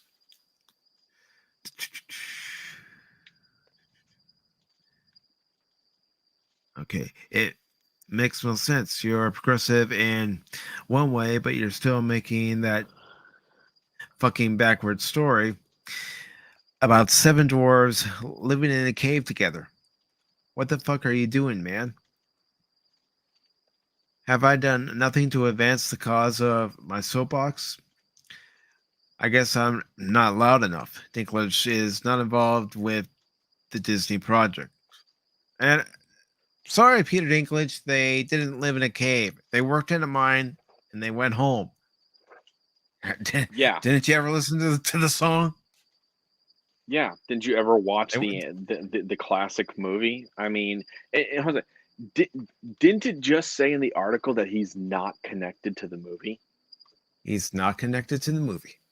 So basically, what he's doing is he's bitching about, oh, you're gonna have dwarves, little people, whatever terminology, like I said earlier, you want to use.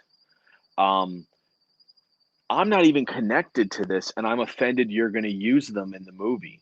Which, okay, I'm actually kind of glad they're doing that because if you watch the other like I mentioned earlier, the other two Snow White adaptations, all they did is that they took actual actors and they just CG'd them into dwarves, small people. That's all they did. Mhm. The fact you're kind of going for a little bit more of an authentic feel with actually getting little people in there, I actually kind of like, because to me it would feel a little bit more authentic. Mhm. From portraying that role. So do you know what? Here's the thing, is that I don't think it's being insensitive at all. It's not.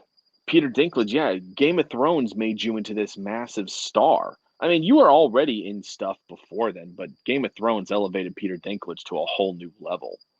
It And I elevated feel that whole like, cast. That's the thing. They all benefited yeah, from some that show. more than others, yeah. But yeah, I mean, that's the thing, is that he's trying to bring up a problem where there is no problem.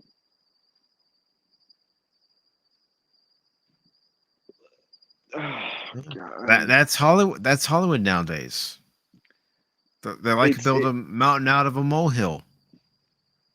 and see, They like to I'm a raise a big stink about things where you don't need to raise a big stink. yeah. I mean, Mike, let me just ask you this question: if he had never said anything and you watched the movie, would you have thought, "Oh my gosh, they're using actual little people"? Would you have complained, or would you thought, "Huh, they got 7 actors who are little people to portray the role of the dwarves, and they actually portray them well"? But now, because he had to open his mouth, he's tainted the movie. He's tainted it before it ever airs now. Because this is going to be, when the movie opens, guarantee you this article is going to come back in some form. Mm-hmm. And to answer your question, I don't care what the actor looks like, as long as they can act. That's what I care Yep. about. Yep. I'm just, Dinklage, shut your mouth. Just shut it, please. Okay? For the good of all moviegoers, just shut your mouth. Just because you got a This is platform a. doesn't mean you need to stand on it. I was gonna say this is a perfect example of a Hollywood elite looking down on everyone else from his ivory tower. And the article says Disney attempted to set the record straight following the remarks. To avoid reinforcing stereotypes from the original animated film, we are taking a different approach with these 7 characters, and we have been consulting with members of the dwarfism community. We look forward to sharing more as the film heads into production after a lengthy development period. A Disney spokesperson said in a statement to The Hollywood Reporter. Still, years from release, Snow White will have cultural consultants just like other live action films, such as Aladdin and Mulan. The film has been in development for 3 years. The studio has been reimagining the dwarf characters since the earliest stages and intended for the characters to be CG animated. And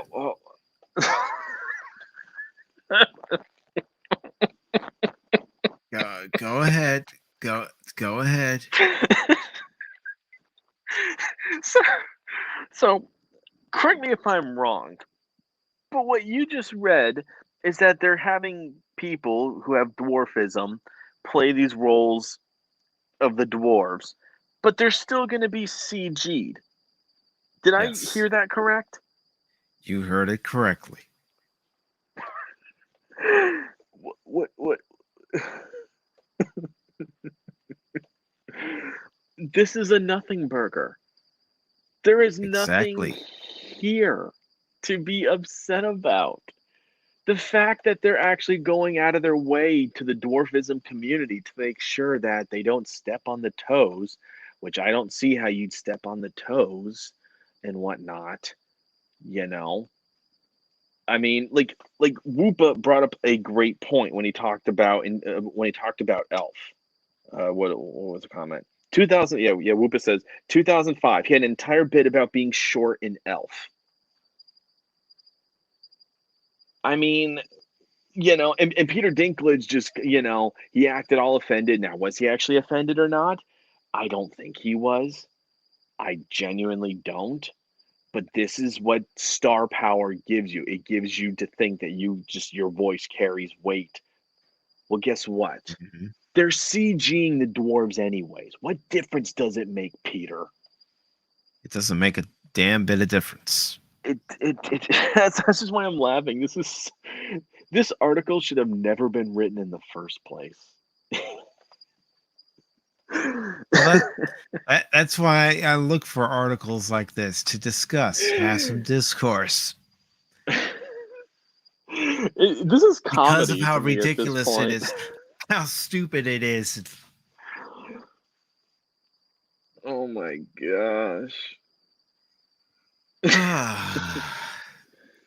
We do live in a clown world. Oh, we so do. And, there's something I used to say to my late mother. Whenever I would read an article, I would shake my head or I'd just start laughing after reading it, thinking, what did I read? I would say, we live in a stupid society. We really do. We really do. I mean, I mean,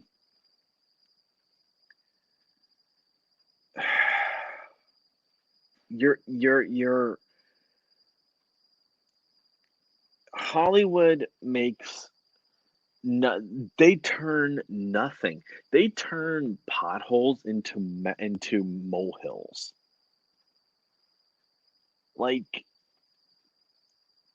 I I would get I would understand Peter if they were trying to be uh mocking dwarfism. If there was like if you heard reports of them mocking dwarfism and whatnot and getting these roles from the dwarves in the movie, I would Mhm. understand Peter's point of view about how you're mocking them because they're little people and whatnot. I could actually say, you know what, Peter, you kind of have a point. They shouldn't be mocking it. But they're not. They're not mocking it. They want to get accurate enough people to portray the roles. Just like we want with other actors who portray certain roles. You don't want a super skinny guy who's supposed to be playing a very buff guy in a movie. You want a guy who can buff up or is already buff to play a buff guy in a movie. You Mhm. know, I wouldn't expect a scrawny guy to be playing The Witcher. Henry Cavill's a pretty buff guy as it is. He works out, he gets buffer. I think Henry Cavill is a great role for The Witcher because he carries that weight of the character. That's why you portray certain people in certain roles because they carry the Mhm. weight of a character depending on what the role is. They're not mocking dwarfism. They're going out of their way to try and be sensitive to it. And this, This dingbat, I this dumbass. it's the Christian way of putting it. All right, I'll say it. These dumb fucks. Thank you. Yeah, I'm I'm just trying not to burst in laughter right now. Oh gosh. Oh gosh. Anyways, let's keep reading. It says joining Zegler in the live action feature are Tony Award winner Andrew Burnap and Wonder Woman star Gal Gadot as the evil queen. She could be my evil queen any day. Yeah, Just I saying, second dude. that. I second that motion. I second that motion. All in favor, say aye. Aye. All who Aye. oppose.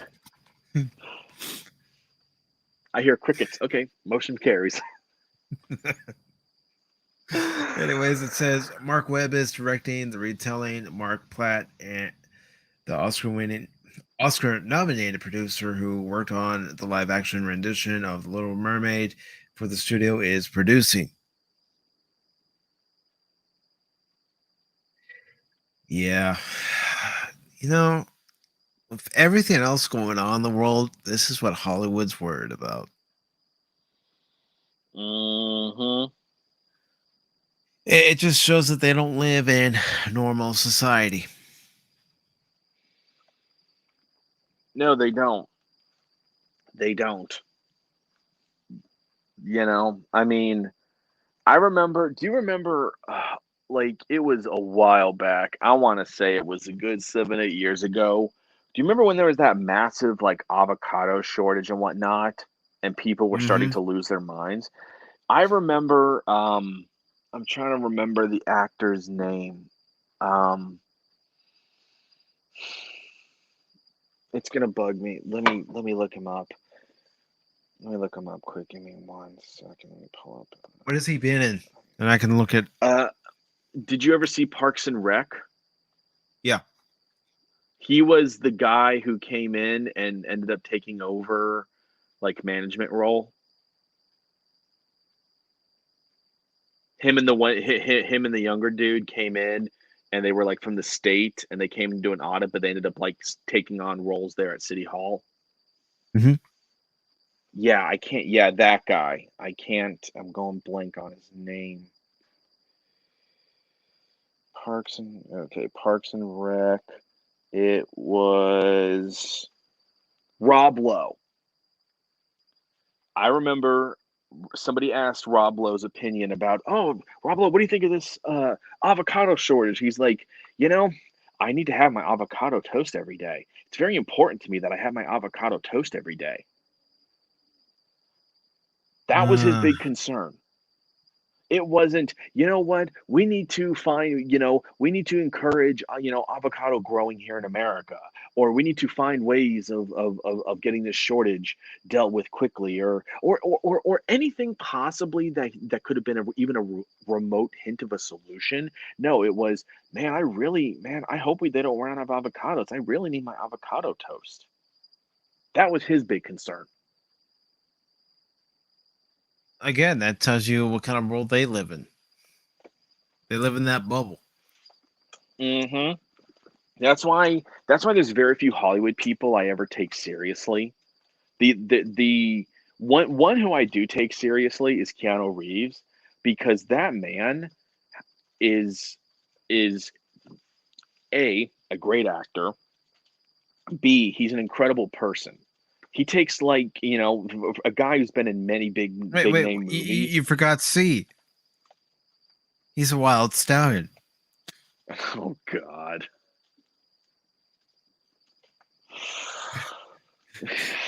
Theodore Logan. Jeez Louise. Whoa.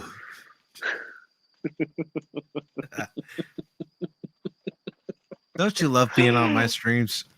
Oh God, it's always a pleasure, man. I love being on here. Um, but yeah, I mean, Keanu Reeves, like the actor, like he's donated money to people. I think he took a pay cut in one movie so they could get better actors on.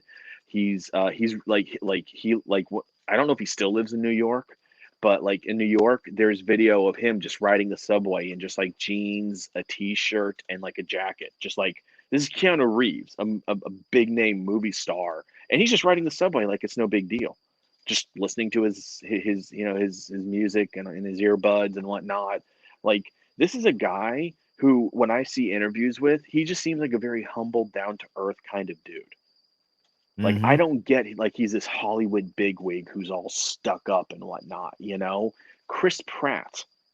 Chris Pratt lives actually in Washington. He raises goats because that's his primary source of meat is goats, because he found out that goat meat is actually healthy for you and whatnot. So he actually bought the goats, pays people to raise the goats, and then he has his own slaughter guy to take them to the slaughterhouse and butcher them up and everything for his thing. He lives when he's not in acting, he lives a quiet life in Washington, raising his family. Like, we need more actors like that are just concerned with just living their everyday lives and not concerned about grandstanding. We don't need we need more Chris Pratts and Keanu Reeves. We don't need more Peter Dinklages. Definitely. We need people who are just down to earth.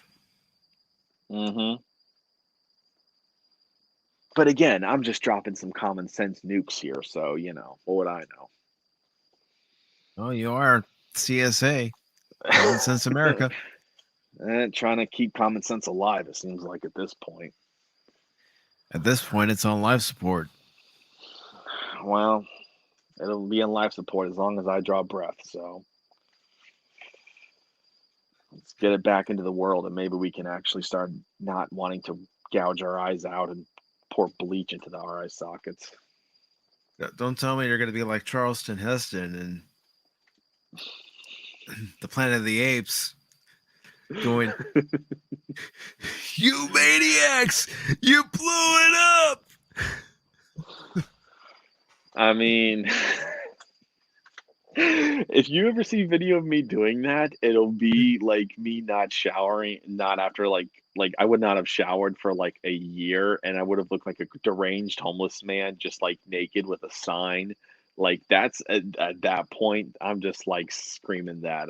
I mean, it's gonna take a lot because I still believe there are enough people out there. I believe that there are enough people in Hollywood that don't believe what Peter Dinklage believes and doesn't want to grandstand. Gina Carano, Kevin Sorbo, two people back in there.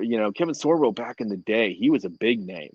Now he does faith-based films. He does speaking tours about patriotism and his religion. Gina Carano, standing up for what she believes in. Kirk Cameron. Kirk Cameron was a big name in the 90s and early 2000s. Yeah, it was. Now he lives a simple, humble, quiet life with his family. Like, I want more actors and actresses like them. People who they act, and if they don't act, they're speaking on things that they genuinely believe in. They're not hypocrites.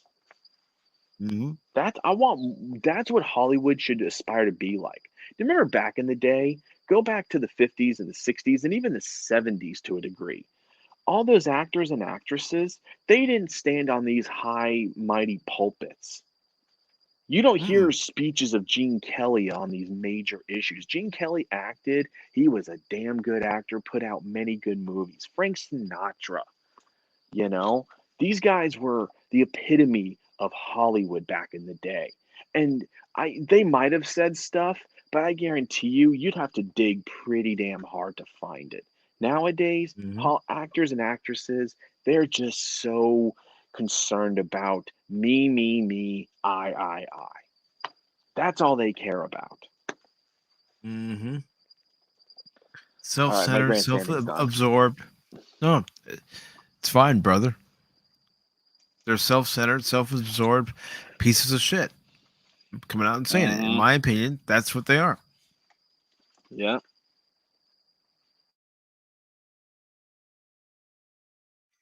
And Whoopa Troopa even says Chris Pratt is a damn good actor and a good person. Yes, he is. And he shouldn't be shamed for that. He shouldn't be shamed for being who he is. None of us should be shamed for who we are. We are who we are. I am who I am. You are who you are. Whoopa is who Whoopa is. Whoopa's going to be in my Pokeball here shortly. I'm working on that Pokemon that's going to catch him in a Pokeball. So that's who Whoopa's going to be soon. In my Pokeball. Sorry. Okay, I'm done with that one. I'm done. Oh, it's fine, brother.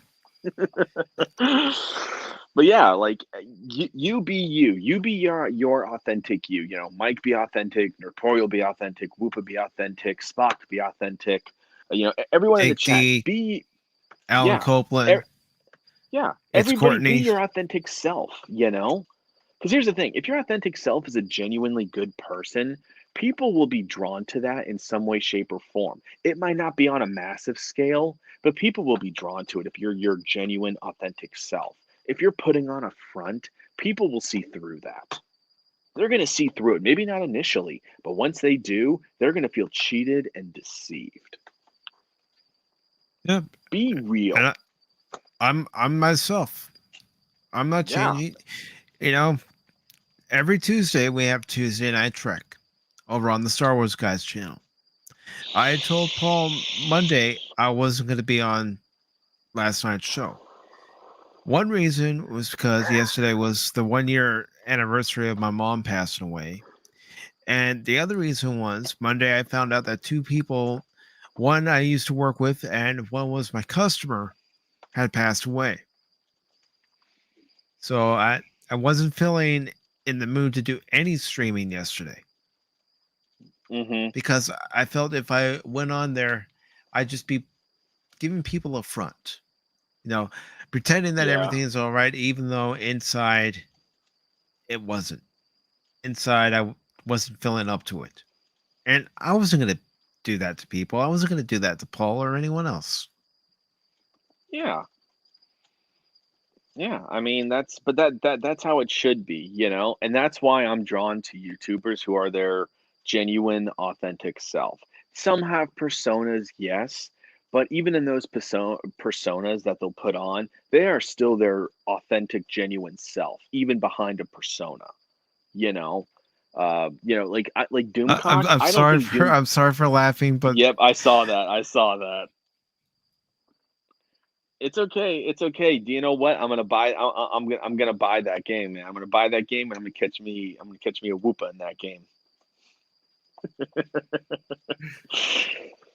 uh, uh, but anyways, you're saying that you're drawn to people like Doomcock and yeah, like Doomcock. Like, he's got the persona of Doomcock, but Doomcock is Doomcock.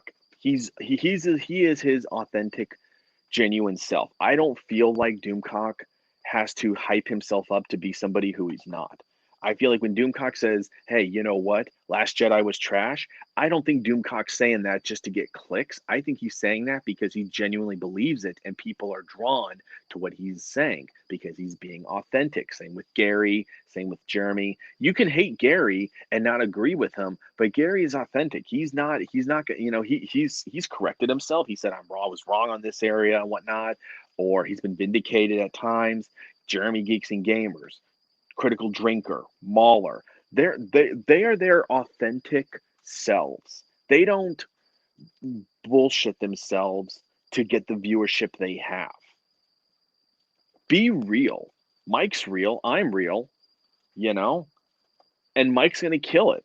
I'm just waiting for Mike's numbers to just like one day he'll be like, "Oh man, I'm struggling to get to 200 or 300." One day he's going to be like, "Holy crap, I just hit 10,000." It's going to happen one day. Why? Because Mike's being himself, and people want authenticity, especially in today's day. We want authenticity. We don't want bullshit.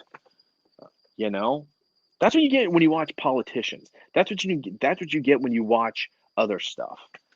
But you come to YouTube because you want authenticity. You want to be connecting with the person doing the videos, the live streams. You want to connect with that person because something about them resonates with you in some degree. well, it's like I know you've heard about the G4 rant, Frost and everything, yeah. and how she says that they go by a script for their reviews. Oh yeah. And I knew at the beginning of doing this YouTube thing that I didn't want to do anything by a script. I wanted to come off the top of my head. Yeah, there are times where I'm recording my reviews. Times when I'm speaking live, I go E-I-O-U, sometimes Y. But I'm at least giving you me. I'm giving you my thoughts. Yep. And the thing is, even if you did do a script, it would still be you, even if you did a script. Because if you ever watch Razor Fist's videos, when he does a video, he actually does a script, so that way he hits all his points that he wants to talk about for that video. But if you listen to him when he's live or when he does like his Friday night gaming streams and whatnot, he's still him. He doesn't, just because he writes a script doesn't mean that that's still not him. You know, some people write scripts so that way their videos are to the point and they're not scatterbrained. Some people don't. It's all on the creator's uh, uh, what they prefer to use to make videos, whether you use script or non-script.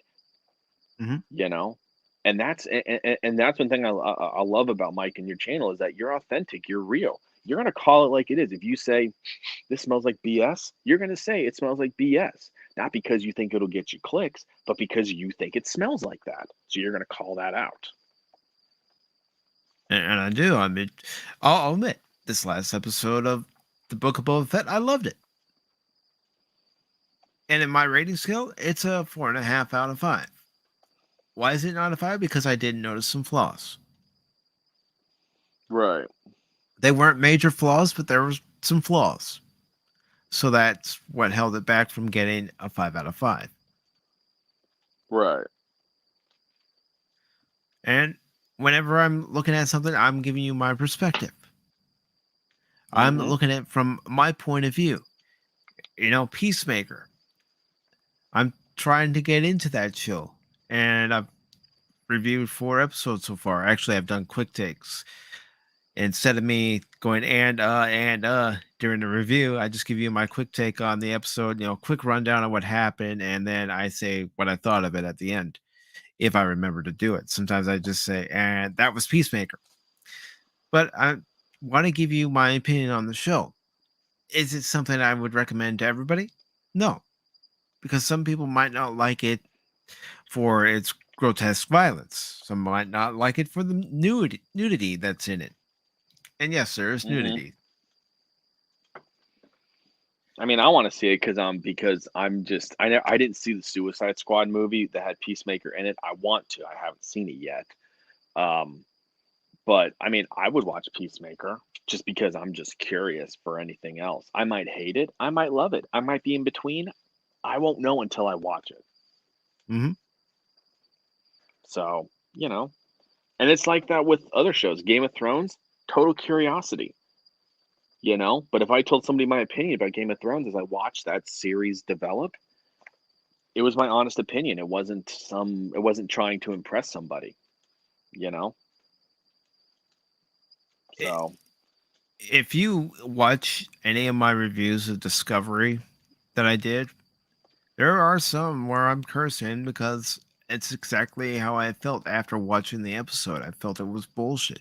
There have been games that I've been cursing after the Cubs have lost because I've seen some bullshit happen during the game. mhm. Whether, you know, you got a guy at the plate and there's a pitch coming right down the middle and he just lets it go by. It's like, dude, you do realize that you're supposed to hit that with the bat in your hand. Or catch that ball. You Hmm. don't want to be pulling a Buckner. Yeah, I mean, I'll admit, there are times I'd be saying, damn it, Javi, damn it, Rizzo, damn it, Bryant, and any other Cub, because they would do something stupid. Or they would, in Anthony Rizzo's case, swing a ball in the dirt. It's like, you're not playing 18 holes at the golf course. You're playing baseball. The balls in the dirt are your enemy. You always swing Mhm. at that shit. Stop swinging at that shit. Yeah. Well, and I'm I'm saying that at my TV screen like he can hear me. Oh, I'm constantly like that. Like I was like that during the what was it? It was the Buccaneers playoff game, and one of the guys was like wide open, and he scored it for a touchdown. And I'm like, there was not a Bucks player. You could have landed a freaking Harrier jet in there, and nobody would have felt all that exhaust. There was that guy's safely there. A Harrier jet's landing next to him, and there's no Buck player getting any wind near him. He's there. I mean, I was losing it during that game. But again, that's just me being real. I typically like to use some random military terms. I think one time I actually said, you could have landed a Starfleet shuttle next to him, and he would have been like, huh, that's weird. I see the shuttle, but I don't see any defenders. Huh, that's weird. Like, I mean, I've used so many analogies like that sometimes when it comes to football. So, yeah. Yeah, and Whoop is even mentioning how he liked former Cardinals manager Mike Schilt, and still doesn't know why the Cardinals fired him. But he definitely yelled at him a few times for his management decisions. I've done that with many a Cubs managers. David Ross, I've been going, David Ross, ever since you were on Dancing with the Stars and your dancing partner farted in your face, you've been smelling farts because you brought out a guy that doesn't need to be brought out of the game, or you put a guy into the game that really he should be gone from the team. And, Joe Madden, I would be perplexed at some of his decisions. I'd be going, what? Madden, what are you doing? But every Cub manager has made me do that. Every Cub player has made me go, what are you doing on the base paths? Huh? You just ran into an out, you dumb shit.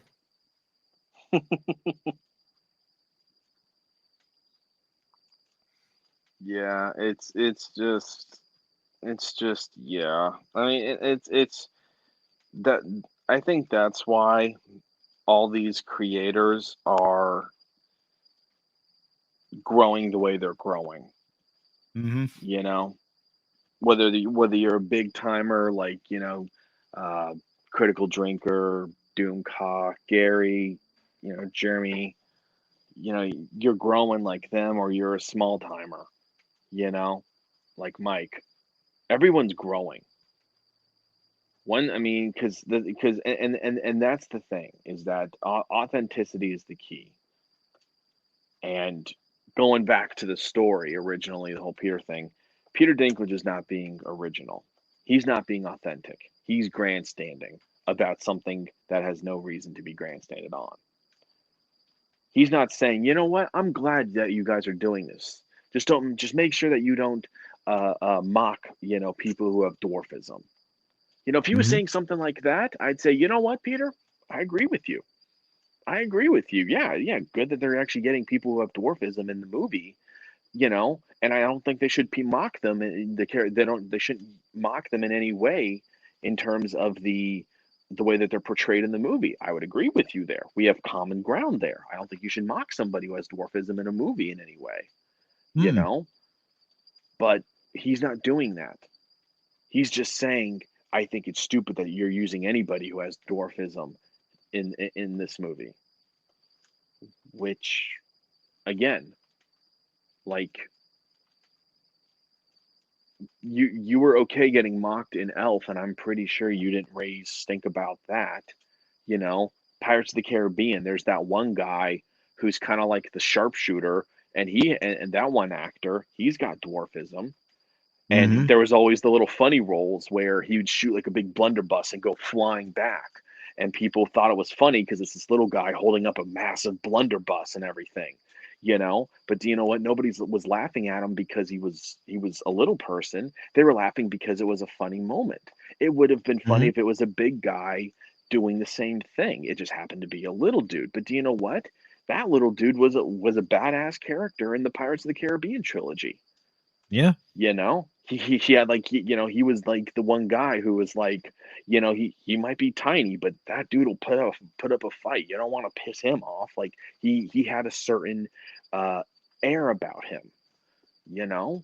So get off your high horse, Peter Dinklage, because as I recall in Game of Thrones, they some of the main characters mocked your character for being a dwarf, but your character, what he lacked in brute strength, he made up for in brains. That was the whole point of your character, is that Mm-hmm. you couldn't go on the battlefield and go toe to toe, but you could outthink them. You could outthink them in the wit of public opinion. You could outthink them.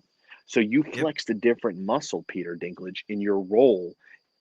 Mm-hmm. Okay, so get off your damn high horse. And so, Well, it's like when I'm watching other YouTube videos from other YouTubers and somebody's criticizing the style that the person used when they were making their video, I'm thinking to myself, well, I'd like to see you try it.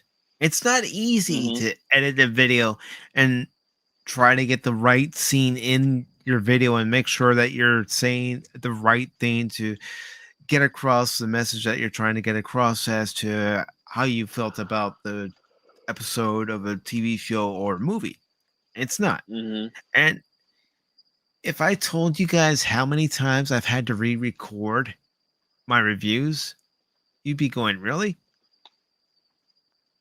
I Yeah. mean, there are times where I've had to, go back and re-record it because I've listened to what I've said and I'm going, none of this is going to work.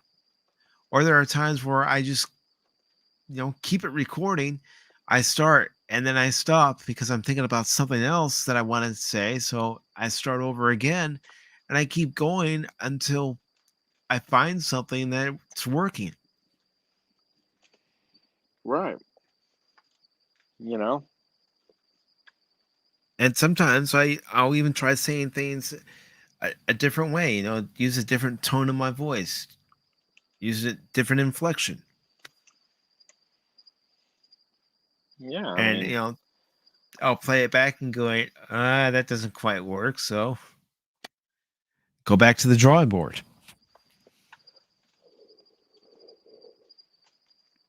yeah. It's. And there are times where after I've watched an episode, I'll even say to myself, I'm just not feeling this. Mm-hmm. Yeah. It's. Being genuine's the key, and we need more genuine people on this planet. You know, politicians, actors, just all across the board. People being genuine, not trying to carry a narrative or or an opinion just because it'll get them more money or power or Mm-hmm. popularity. Be genuine. Be your actual self. People will be drawn to you because you're genuine. And again, like I said, people can smell it if you're not genuine. And if they smell that you're not genuine, that will carry like wildfire. Because in Yep. today's day and age where communication is so easy across multiple spectrums, you know, it's we need to be more genuine. And sure, maybe our growth won't be as fast, but our growth will be hard earned. So every new subscriber that we gain, we're actually happy about because we stuck to our guns and we're Mm-hmm. real and we called it out. So, you might not grow as fast as a guy who's not being genuine, but guess what? His numbers won't last forever, but yours will because you will have actual people who want to listen to you because of who you are, not because you're just saying stuff to rile up a crowd or whatnot. Mm-hmm. And I'm not doing this in the hopes of making money. I'm doing this because I love it. Yeah, like I want to get back to it too. I'm just not. I just don't have a. I'm not able to actually properly set up my laptop right now, even so it's hard for me to. I'm doing this like right now. I'm on my iPad, so and it's hard to actually host a live stream off my iPad. So I've tried it. It doesn't go successful. Well, when you're doing it off of a tablet, you don't have all the necessary interface that you do when you're just sitting in front of your laptop or desktop. And what I mean by that is you don't have the convenience factor. Yeah, some might say, but he's still on a tablet, Mike. It's still a convenience. Not necessarily. He he has to, make sure that he keeps his tablet plugged in at all times so he can stay on the stream. Mm-hmm. Yeah. I mean, and tablets are good. Like if I'm joining someone else's live stream, like right now, yeah, tablets work great for that. But it's different if you're trying to host because you need to have that flexibility of an actual desktop or a laptop to be able to multitask. And you can't do that on a tablet. You just can't. Mhm. So I'm gonna get back to the whole YouTube thing. I just I'm waiting for my life to settle down a little bit more and whatnot before I'm able to start doing it again. But once I do, I'm going back full force again. So I understand, brother. You know, I'm always here for you.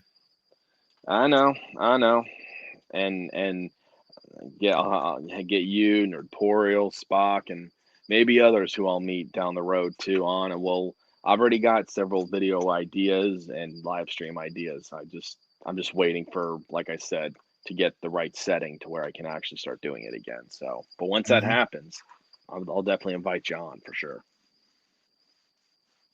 Well, thank you. Oh yeah, man. And I think on that note, since I've been going for 4 hours and 15 minutes, I'm going to go ahead and wrap this up for the day. But I appreciate you coming on. And it always means a lot when you come on and whenever someone wants to come on.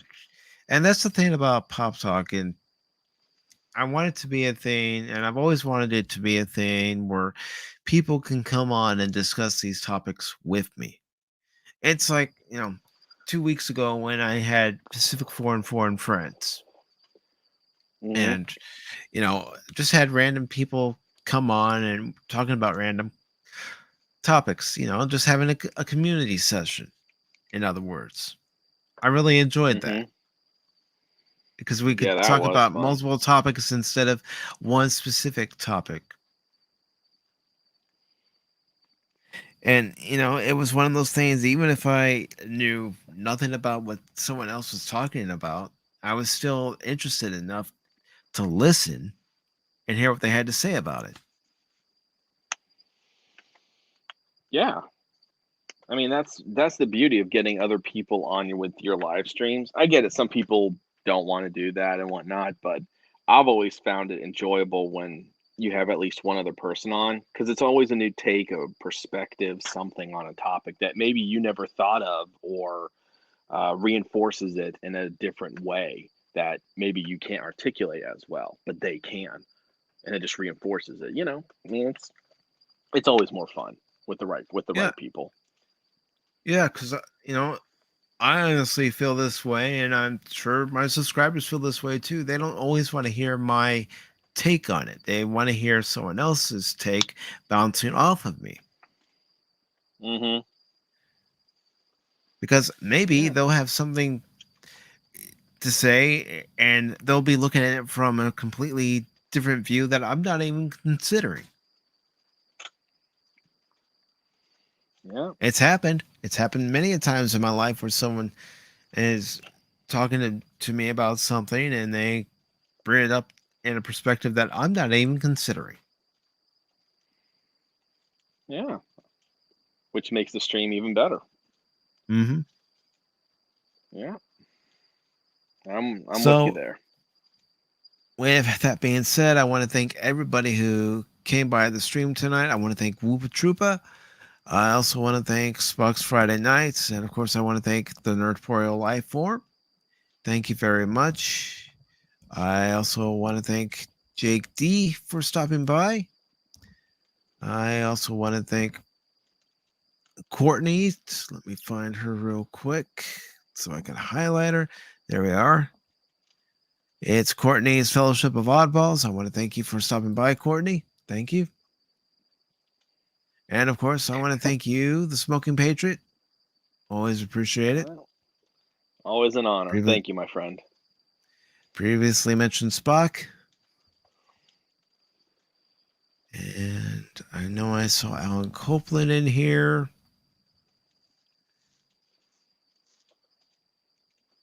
Keep going. Scrolling up. There we go. Alan Copeland. GMC. Thank you, Games, Movies, and Comics R Us. Thank you, brother. Always nice to see you. Always nice to see everybody here. And I want to thank anybody who's watching this after the live stream is over and you're watching this on the replay. Thank you very much. If you like what you saw here, please give this video a thumbs up. If you didn't like it, well, give it a thumbs down. That still helps the algorithm. Thumbs up, thumbs down. It still gives us, information that we need. And if you could all do me a favor before I leave tonight, if you could give my guest of honor, because that's what you are, guest of honor, if you could give him a follow, a It would be subscribe, greatly a appreciated. like. Yeah. I There's got this old link. content, so it's there will be new content, like I said a little bit ago. There will be new content. It's gonna happen, just not at the current moment, but stay tuned, because when it happens, it's gonna be good. The thing is, though, you just said it's old content. It may be old content to you, but to them, as a new subscriber, it'll be new to them. Ah, very true, very true. And if you give Mike a thumbs down, I got a pet bald eagle. He knows how to operate certain pieces of machinery. You might get a visit from him, so make sure it's a thumbs up. I mean, if you got to do thumbs down, just keep that in mind, but make sure you hit that thumbs up for Mike. All right, good dude. And you don't want my bald eagle going after you. You don't want him. Okay. So Is he named just Eagly throwing by that any out. chance? No, he's not. He's not. He's not. He's not. No, no. I haven't given him a name. I just call him Eagle for now. I still haven't given him a name. He frankly doesn't care what name I give him. He just, he bleeds red, white, and blue like I do. So we have a mutual understanding. Nothing wrong with that. And also, just so you all know, the Smoking Patriots link is also in the description down below. So thank you all. Thank you, Patriot. Hope you all have a good rest of your day, whatever remains of it, especially if you're on the West Coast. It's still Wednesday somewhere. And have a good Thursday. Until next time, take care. Night, everybody.